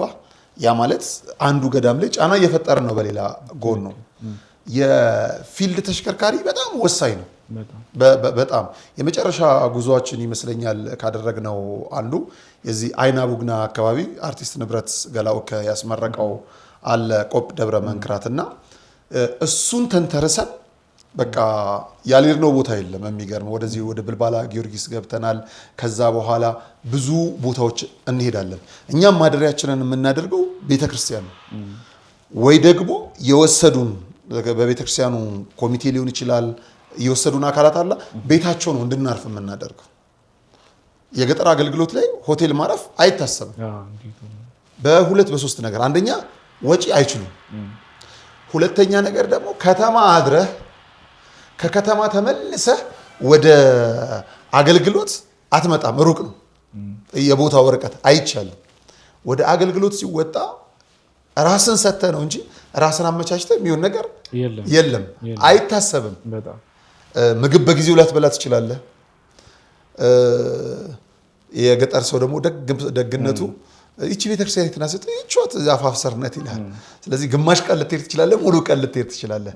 ባልክበት ሰዓት ላትመጣ ትችላለህ። እኛ ደግሞ ከእናንተ ለየት የሚያደርገን ፕሮዳክሽን አይደል፣ ባትሪ ሊያልቅብን ይችላል። የት ቻርጅ ታደርጋለህ? ልንሰራ ያሰብነው ፕሮግራም ሳንሰራው ልንመጣ እንችላለን። ብዙ ፕሮግራም ብዙ ባትሪ ይዘህ እንዳትሄድ የአቅም ጉዳይ ነው፣ ምንም ጥርጥር የለም። እዚህ የሚቀመጥ አለ። የዚህ የኤሌክትሮኒክስ ጉዳይ በጣም ውዶች ናቸው። ቢሄዱ ደግሞ አንድ ካሜራ እንትን ባትሪ 1 ሰዓት ተኩል ይመስለኛል 2 ሰዓት 1 ሰዓት ተኩል ኦሪጂናሉ ከተገኘ አንድ ባትሪ ማለት ነው። ስለዚህ በእኛ በምንቆይባቸው ሳምንት 15 ቀን ለመቆየት ትሞክርና ከተማ መምጣት የግዴታ ይጠበቅብሃል። እንደነዚህ አይነት ፈተናዎች በጣም ከባዶች ናቸው እና ለአገልግሎት እንደነዚህ አይነት ነገሮች ቢመጡ በተባልከው ሰዓት ተነስተህ ትሄዳለህ። ሌላው በጣም የሚያመኝ ነገር ምንድነው? ለአገልግሎት ሲጠሩ ትራንስፖርት አዘጋጁ ማለት ነው። የጠሩ ችግር ስላለባቸው ነው የጠሩ። በችግር ላይ ይህንን አድርጉ እንደማለት የሚያም ነገር የለም። ግን በየትኛውም ችግሮች ውስጥም ቢሆን ደግሞ ተቋቁመህ አገልግሎት አገልግለህ ከተመለስክ በኋላ ያለው ደስታ ልናገራለን። እዚህ በቃ ልክ ከተማ ስትደርስ እኛ አሁን ቪዲዮቹን ስንሰራ የኛ በተለይ ባሴ የኛን ካሜራ የሚቀርጽልን ምኑን ይደንቀኛል በእውነት። በየገዳማቱ ለሚዲያ ስራ ሳይሆን ለሄድንበት ገዳማት በረከት አግኝተን እንደምንመለስበት ያምናል። እደነቃለሁ። በዚህ ሙቀት፣ በዚህ ችግር፣ በዚህ ጥማት፣ አንዳንዴም ጦርነትም ሊኖር ይችላል ቦታው። እነዛ ሁሉ ታልፈው ስትሰራቸውና የእጅን ፍሬ ደግሞ እግዚአብሔር ባርኮ ተቸገርን ያሉ አባቶች ሲደሰቱ የለም የተባለ ልማት ሲሰራ እንደ ማየት የሚያስደስት ነገር የለም። በጣም ምንም ነገር የለምና እግዚአብሔር በእድሜ በጤና ይጠብቅ አቤኔ። እኔ ሌላው አንድ የምለው ነገር አለ። ለምሳሌ የእናንተን አገልግሎት መደገፍ የሚፈልጉ አካላት ቢኖሩ በምን መልኩ መደገፍ ይችላሉ? ለኛ አሁን በይበልጥ የሚጠቅመን አገልግሎቶቻችንን በደንብ ለመከታተል ሜምበሮቻችን ቢሆኑ የቴሌግራም ፈለገ አበው ጠቅላላ መንፈሳዊ ማህበር ብለው ሰርች ቢያደርጉ ቴሌግራም ላይ ይመጣል። እንዲሁም ቲክቶክ ባዮ ላይ ሊንኩ አለ። እዛ ላይ ቢገቡ በቋሚነት ድጋፍ ቢያደርጉልን የተሻለ ነገር መስራት እንችላለን። ለምሳሌ በፊት ካሉት አገልግሎቶች ዛሬ ላይ አንተ ራሱ በእይታ ተሽለን አግኝተናል አይደል? በደንብ ለእናንተ ኦዲየንሶች እጅግ በጣም ከልብ ነው የምናመሰግነው። ብዙ ነገር አድርገውልናል። በተለይ መጀመሪያ ጊዜ መጣን ሰዓት እኔ የመጣው ሰዓት አገልግሎት ከብዶ ይሆናል ላቆም የነበረበት ጊዜ ነው። ከዛ በኋላ ነው አንሰራርተን የሁሉ ነገር እግዚአብሔር በህይወታችንም በአገልግሎታችንም ላይ ያደረገው። በተለይ እኔ የሚሄድባቸው ቦታዎች ላይ ይህንን በድፍረት ነው መናገር የምችለው። ትራንስፖርት አዘጋጁ ማለት ቀርቶ እንደው ለምሳ አዘጋጁ ብለን አናቃቸው። በጣም በርካታ ሀገረ ስብከት ገብተናል።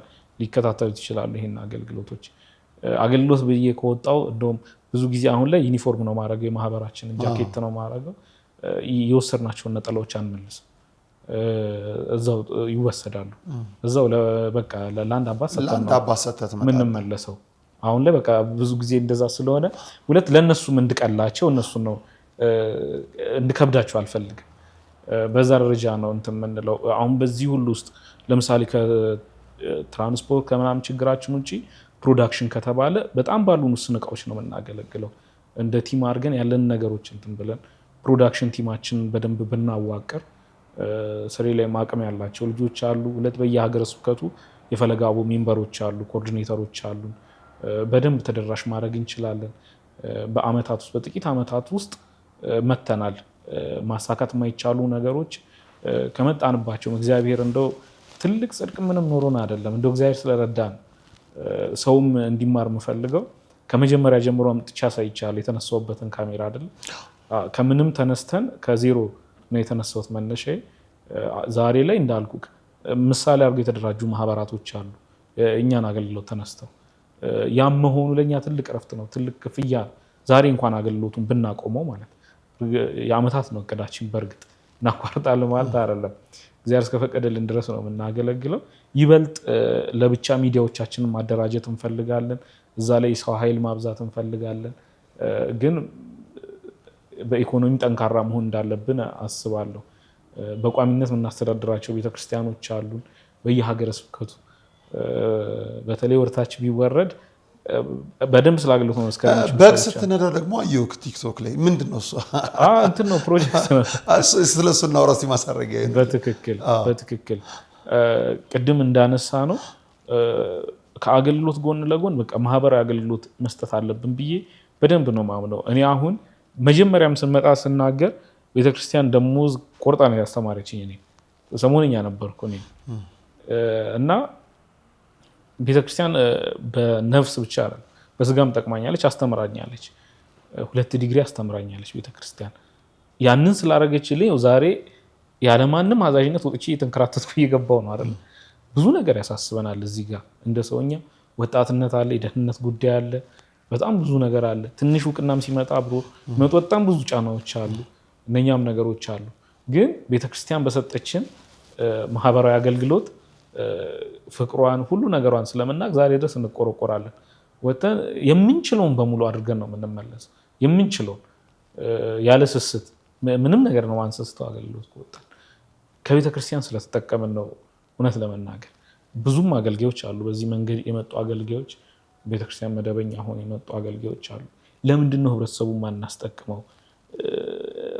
የነፍሴም የስጋዬም መጠጊያ ነች ብሎ ለምንድን ነው እንዲያስብ ማናረገው?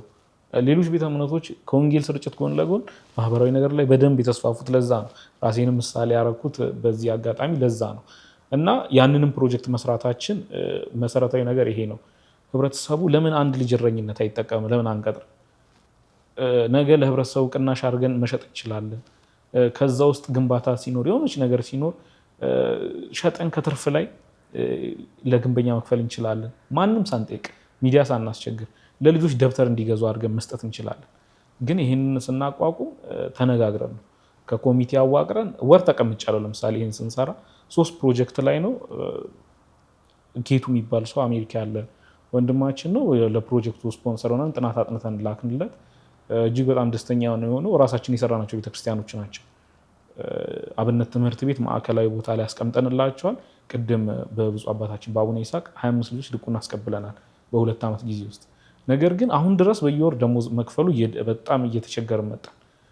በየወር ምንከፍለው ደሞዝ እኛ ነን ለሰራናቸው ቤተክርስቲያናቶች። ቋሚ መፍትሄ መስራት ነው። ተልኳችንንም ለመቀጠል እንዳልኩ ነው። ባንሰራ ችግር እኮ የለውም፣ የሚጠበቅብን እናርገናል አይደለ? ግን ያ የሰበሰብነው የምዕመናን ብር ቤተክርስቲያን ላይ ወድቆ ቤተክርስቲያኗ ተልኳን አትመታም። ህንፃ መገንባት አይደለም እኛ ዓላማ። አሁን ህንፃ ገንብቶ ዞር ማለት አይደለም። ተልኳችን ካነሰ ደግሞ እንደሌላው ቤተክርስቲያን ነው። ነገን አንድ ቲክቶከር የሰራው ቤተክርስቲያን ጋር ሄዶ ይሄ ቤተክርስቲያን ተቸግሯል ሲል ለእኔ ያ ትልቅ ውድቀት ነው። ቤተክርስቲያን መስራት ብቻ አልነበረብኝም፣ ልማትም አብሬ ማቋቋም እንዳለብኝ በደንብ ነው የምረዳው። ፕሮጀክቱን ላክንለት፣ ስፖንሰር አድርገን በማህበራችን በኩል ውጤታማ የሚሆነው ምንድን ነው አለን። እዛ ቦታ ላይ ተቀምጠን በግ እርባታ ነው። ለእያንዳንዱ ቤተክርስቲያን በግ ሼድ ሰርተን አስገባን። ለአንደኛው ቤተክርስቲያን ጥጆች አስገባን፣ ከብቱ አስገባን። በዚህ አጋጣሚ እዛ ቤተክርስቲያን ላይ ብቻ ሳይሆን በጣም ብዙ ቤተክርስቲያኖች ላይ ወደ ንብ እርባታ፣ እርሻ፣ የሰሊጥ ምርቶችን እንዲያመርቱ ካሳ እየከፈልንላቸው ለመሬት እየተከራየንላቸው እንዲያመርቱ ያደረግናቸው ቤተክርስቲያኖች አሉ። ያው ጸሎትና ስራን አጣምረን ትልቅ ለመሆን ነው እና ክርስቲያን ኦርቶዶክስ በመሆኑ ማፈር የለበትም። ኮራ ብሎ ልክ ሌላ ቤተ እምነቶች እንደሚያደርጉት ምዕመኖቻችንን በደንብ መጎብኘት አለብን። ከዛ ሲገባው ነፍሱንም ይሰጣል ለቤተ ክርስቲያን። ያልገባው ምዕመን ሰብስበን አስጠምቀን አስራት ለመሰብሰብ እኔ አላስብም። እናስተምራቸዋለን። ቪዲዮቻችን ላይ ካየን እኛ እንሰራለን፣ ቃል አንገባላቸውም። አስራቱ የእናንተ ነው፣ ቤተክርስቲያን ስሩልን ነው የሚሉት እና እኛ ክርስቲያን በመሆናችን ምንም የሚደርስብን ጫና ምንም ነገር የለም። እነሱ ግን የማህበራዊ ህይወት የእድር አስፈላጊነት በደንብ ነው ያውቃሉ። በደንብ አባቴ ሲያርፍ ነፍሱን ይማር እድር ምን እንደሆነ በደንብ የገባኝ ልጅ ሆኜ ያኔ ነው እና ከእድር ከማህበራዊ መውጣት ማለት በጣም ከባድ ነገር ነው። እነሱ ይሄንን ከቻሉ እኛ እዛ ላይ ያደረግነው ነገር በጣም ጥቂት ነው። ነገር ግን አሁን ፍሬ እየፈራን ብዙ እንደሆንን እያሳየናቸው ነው። ቤተክርስቲያን አሐቲ ነች ስንል አንድ አገልግሎትን ማድረግ ስንችል ነው። በልማትም በምንም ስናደራጅ ቅድም እንዳልኩት ነው። ከተማ ላይም ኢንተረስቶች ፍላጎቶችን እያየን ያለ ነው። ግን ራሳቸውን የሚችሉበት መንገድ በራሳቸው ስራ አድርገው ቤተክርስቲያኖችን ቢያቋቁሙ ይበልጥ በአጭር ጊዜ ለውጥ ማምጣት ይቻላል ብዬ አስባለሁ። እግዚአብሔር ያግዛችሁ። በጣም ትልቁ ነገር ነው። እንግዲህ ዲያቆን አቤኔዘርን ነው የተመለከታችሁት። የገጠሪቱን የሀገራችንን ክፍል የአገልግሎት ሁኔታው ምን ይመስላል የሚለው እንዳሰናል። ለሶስተኛ ጊዜ ነው ከኛ ጋር የመጣው። 30ኛ ጊዜ የምትመጣ ሰው ያድርገን። እንዴ በየአመቱማ ግድ ነው። በየአመቱ አንዴ ወይ ዝቅታችንን አዎ ከፍታችን በጎችንም ስንጀምር እንደዚህ ብለን የጀመረው መስራት የሚፈልግም ክርስቲያን ካለ አንዱ ተነስቶ መጣ። ከብት በ60 ሺህ ብር ስገዛ አይቶ ገበያ ውስጥ ሊጠይቅ መጣ። እንትን ነው ሰውም የመንቀሳቀስ እድል የሌለው ከተማም ያለ ሰው የቢዝነስ ኦፖርቹኒቲ እንዲያይም ጭምር ስለምንፈልግ ነው እዛ ጋር የምንለቀው። ውድቀትም እንዳለው እየተናገርን ነው። ከፍታ ብቻ የለውም እና እኛም እንደ ተቋም ስንቋቋም ያልናቸውን ነገሮች እስካሁን እግዚአብሔር ረድቶን ስለመጣን በቃላችን መቀጠል እንሞክራለን። ግን በዛ ውስጥ ውጣ ውረድ አለ፣ ፈተናዎች አሉ። ያንን በየጊዜው ደግሞ የመጣን አብዴት እናደርጋለን። በደንብ እንግዲህ ከመጀመሪያው ሁለተኛው ከሁለተኛው ሶስተኛው ላይ ተሽላችኋል። መጀመሪያ ወደኛ ስትመጡ ተስፋ ቆርጣችሁ አገልግሎት ለመቆም ነበረ። ግን እግዚአብሔር የተመሰገነ ይሁን። ተመልካቾቻችን የሚያስፈልገውን ድጋፍ በማድረግ ወደ አገልግሎት እንድትመለሱ ሆኗል እና ደስ ይለኛል። ከእናንተ ስኬት ጀርባ እኔና የኔ ሚዲያ የኔ ተመልካቾች እግዚአብሔር አብረን ስላለን በጣም ነው ደስ የሚለኝ የእውነት ለመናገርና ሰው ከስኬቱ ጀርባ አለው እንደማለት የሚያስደስት ነገር የለም ከውድቀቱ ከመኖር ይልቅ። ሁለተኛው ደግሞ የተሻለ ነበረ። አሁን ሶስተኛው ላይ ደግሞ ተቋም ሆናችኋል። በጣም የሚያስደስት ነገር አሁን ትልቅ ግዙፍ ጠቅላላ ማህበር ናችሁ። በጣም በርካታ ስራዎችን መስራት ትችላላችሁ። ትልቁን መዳፍ ይዛችሁታል። የሚያስፈልገውን ነገር ደግሞ ክቡራን ተመልካቾቻችን በጣም ታማኝ የሆኑ የቤተክርስቲያን አገልጋዮቻችን ገጠር ድረስ በመግባት የሚያስደንቅ የሚያስደስት ለኔም ጭምር አራያ የሚሆን ስራ ነው እየሰሩ ያሉት። ፈለገ አበውን ለመደገፍ የምትፈልጉ ከስር በምትመለከቱት ባንክ አካውንቶች እንዲሁም የዲያቆን አቤኔዘር ስልክ ቁጥር አለ ከላይ የሱም ስልክ ቁጥር የባንክ አካውንቶችም አሉ። ከስር በምትመለከቷቸው የባንክ አካውንቶች ድጋፍ በማድረግ ለነሱ አይደለም ድጋፍ የምታደርጉት ቤተክርስቲያን ላይ ለሚሰራው ስራ ምእመኑን ለማቋቋም በሚደረገው ሂደት ውስጥ መደገፍ የምትፈልጉ እንዲሁም በቲክቶክ ገጹ ላይ ያያችሁት የባንክ አካውንት ባለማስቀመጡ ስትቆጩ የነበራችሁ የተለያዩ አካላት ነው በእግዚአብሔር ስም ድጋፋችሁን እንድታደርጉልን በአክብሮት እንጋብዛለን። በእኔ በኩል ጨረስኩ። አቤኔ እኛም በጣም ከልብ ነው የምናመሰግነው። አንተም ኦዲየንስን ይበልጥ አንተን ነው የምንገናኘው ዘወትር ለአመታት እንግዲህ አብረህን ስለሆንክ ያው ለውጦችን እያየን ያለ ነው። እግዚአብሔር በዚሁ የምንቀጥል ያድርገን፣ ጅማሬ ላይ ያስቀረን። ዋናው ፍጻሜው ሲያምር ነው ሁሉ ነገር ፈጻሚዎች ያድርገን። እኛም ተሽለን መጀመሪያ ዙር ላይ አንተ ቢሮ መጥቼ እንደውም ኢንተርቪው ታደርገኛለህ ብለኛል። ወደፊት ደግሞ ስቱዲዮ እንገነባለን፣ ሚዲያችንን አቋቁማለን፣ እንጠራለን። በደንብ ነው የምመጣው። በደንብ እግዚአብሔር ካለላቸው በተከታታይ 5 አብያተ ክርስቲያናትን በቅርቡ ያስመርቃሉ። በጣም በሚያስደንቅ ከ2019 እጅግ በጣም እንደው እንዳትገረሙ ለማለት ነው። መቼ ተሰርቶ ነው የሚባለው? እናስመርቃለን። በጣም ታስመርቃላችሁ። እግዚአብሔር ያግዛቸው። በእውነት በጣም የሚያስደስት እኛም እግዚአብሔር ካለ ዘንድሮ ነበረ ያልነው። እንግዲህ ክቡራን ተመልካቾቻችን ይድሉብናል ብለን እናስባለን። ጣጃ አቦ የገብረ መንፈስ ቅዱስ ቤተክርስቲያንን እናስመርቃለን። እንዲሁ ጅማ ሊሙ መድኃኔዓለምንም በሚቀጥለው ዓመት እግዚአብሔር ይላል እናስመርቃለን። ከዛ ባለፈ ደግሞ በአንተ አቅራቢነት በብፁዕ አባታችን ብፁዕ አቡነ ይስሐቅ ደብዳቤ ልከውልናል። በወላይታ ሀገረ ስብከት እዛ የምንጀምረው ቤተክርስቲያንም አለ። እንግዲህ እግዚአብሔር ይረዳናል። እሱንም እንደ አዲስ እንረከባለን። በቅርቡ ደግሞ ሄደን የመጣነው ወይን አምባ ቅዱስ ጊዮርጊስ አለ ሰሜን ሸዋ ላይ ከዜሮ ጀምረናል። እንደዚሁ ከዜሮ አሁን ስለዚህ 4 ቤተክርስቲያን በአንድ ቤተክርስቲያን ልትበልጠኝ ነው እንትን ለምሳሌ አሁን ያንን ኃላፊነት አንተ የወሰድከውን ቤተክርስቲያን ቅርብ ጊዜ አንደኛ ጉባኤ ሰማርያ የተካሄደበት ቤተክርስቲያን ያ ነበረ። ያ ቤተክርስቲያን ምስረታ ላይ የመጀመሪያ ዙር ድንጋይ እየተወረወረብን ነው። ሰብከን አስተምረን የወጣ ነው። በየጊዜው ቁጥራቸው እየቀነሰብን መጣ። እኛም አገልግሎት በጣም ተናለብን እና ለእናንተ አቀረበን። እንደው ሁሌም ስናስተምር ምሳሌ እየሰጠናቸው ነው። እስራኤላውያን ለ40 ዓመት ቤተ መቅደስ እንደሌላቸው፣ አብርሃም የተስፋውን ቃል ስንት ዓመት እንደጠበቀ፣ ኖህ ምንም በሌለበት መርከብ እንደሰራ እነሱም በዚህን ያክል ታግሰው የሚጠብቁ ሰዎች ናቸው። እውነት ለመናገር እለት እለት ነው የሚያነሱት የኔን መሄድ ማለት ነው። በእውነት እንሄዳለን። በቅርቡ ሄደን ለእንደዚህ አይነት ሰዎች አገልግሎት መስጠት ከብፁዕ አባታችን ተባርከን ኃላፊነቱን ወስደን ክቡራን ተመልካቾቻችን ለእናንተው ወላይታ ላይ የምትገነባዋን እንግዲህ ድንጋይ ተወርውሮባቸው የመጡ ናቸው እነ አቤኔዘር። ለምን ሁሌ ቃል ትገባላችሁ አልተሰራልንም ጭምር ሳይሆን በሌላኛው ቤተ እምነት ማለት ነው። ስለዚህ ይሄ የምናውቀው ስለሆነ ነው። በብዙ መልኩ አሁንም የምንሄደው ካባ ተሸልመን ጋቢ ተደርቦልን ለመምጣት አይደለም። ለፈተና ነው የምንሄደው ፈተናው እንዳለ አውቀን ነውና ፈተናውን ሁሉ እግዚአብሔር ያሳልፈናል የትግስታቸውን ፍሬ ደግሞ በእናንተ በተመልካቾቻችን አማካኝነት ህንጻ ቤተክርስቲያን አሳንጸን ሰዋተ እግዚአብሔርን የሚያደርሱበት የሚሰባሰቡበት ለጉባኤ ቢወልዱ ለክርስትና ቢሞቱ ፍታት የሚፈቱበትን ሰማያዊ ደጅ የሆነችውን ቤተክርስቲያን አሳንጸን እናስመርቅላችኋለን ለአገልግሎት ክፍት እናደርግላችኋለን ብዬ አስባለሁ ሁሉ በቅርብ ይሆናል ስለመጣህ ከልብ አመሰግናለሁ ሰላም እግዚአብሔር ከሁላችን ጋር ይሁን አሜን የሃይማኖት ጎራ ለማስያዝ ሀገርን እንደዚህ አይነት የዘመን መጨረሻ ታሪ ነጋሪ ሲያልፍ ልቃችሁ ሚዲያ እዚህ አይነት ሰዎች ለፋችሁ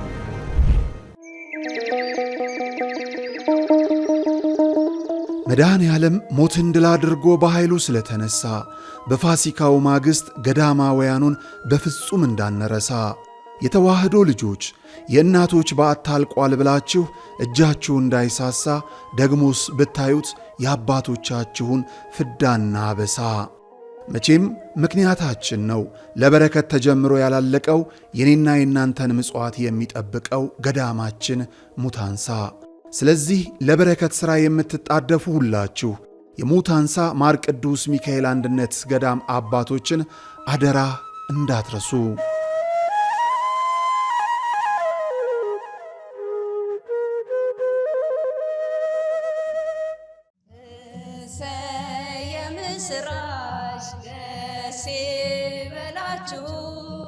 ገብረ ሰላም የትንሣኤን በዓል ተከትሎ ምእመናን ካህናትን በቤታቸው በመጋበዝ የክርስቶስን ትንሣኤና ሰላም የምናበስርበት የኦርቶዶክስ ተዋሕዶ ቤተ ክርስቲያን ትውፊታዊ ተግባር ነው።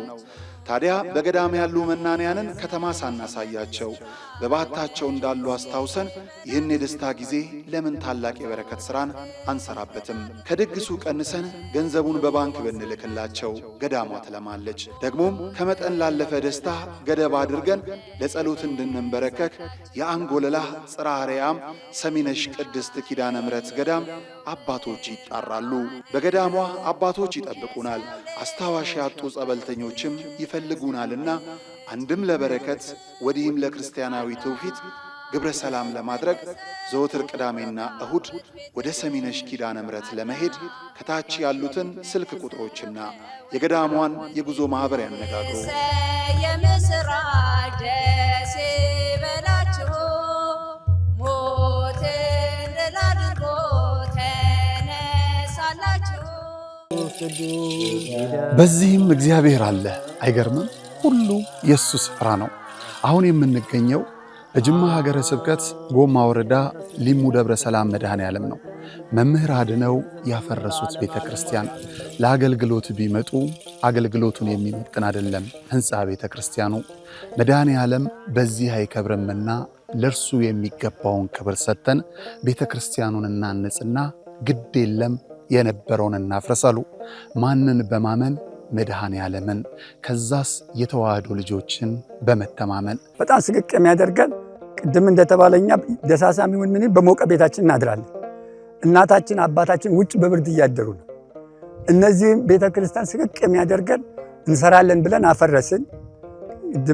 አባቶች በሰጡት ይዞት የነበረ የተሰራ መሬት በአይጥ በምስጥ በምናምን ፈራረሰው ወደቀ። የተሻለ እናደርጋለን ስንል ያው የአቅም ውስንነት የዚህ ያለው የኑሮ ውድነት ስላገደን አሁንም እኛ በጣም ውስጣችን የሚበላን አሁን በጣም አቅማችን በማነሱ እገዛ እንፈልጋለን።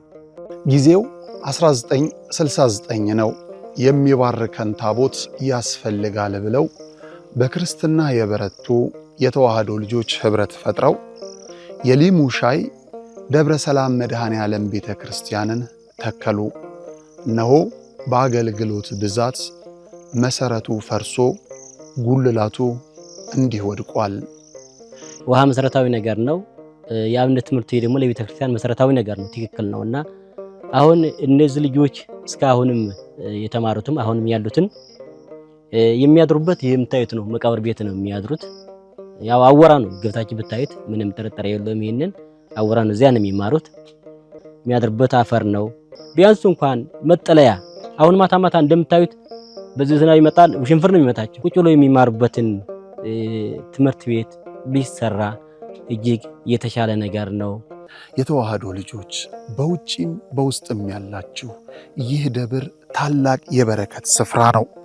እመኑኝ፣ የሰራችሁት ይባረካል፣ የጠየቃችሁት ይመለሳል። የቦታው ተአምር በሰው ልጆች እጅ ሥራ አጥር የለውም። ባለቤቱ ግን በተፈጥሮ ጫካ ዙሪያውን አጥሮ ቤቱን ይጠብቃል። ቤቱ ደግሞ ፈርሶ የኛን በረከት ይጠባበቃል። የለመነው እንዲመለስ የጠፋብን እንዲገኝ ለመድኃኔ ዓለም እንስጥ።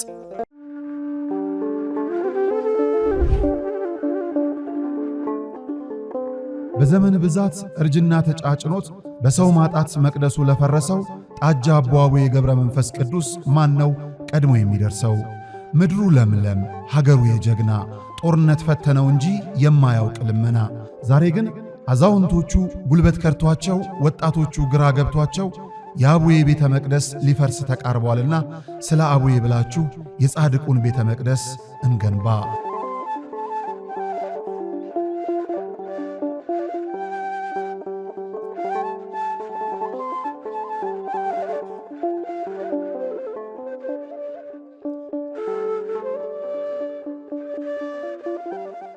የሃይማኖት ጎራ ለማስያዝ ሀገርን እንደዚህ አይነት የዘመን መጨረሻ ታሪ ነጋሪን ሲያልቅ ሚዲያ እንደዚህ አይነት ሰዎች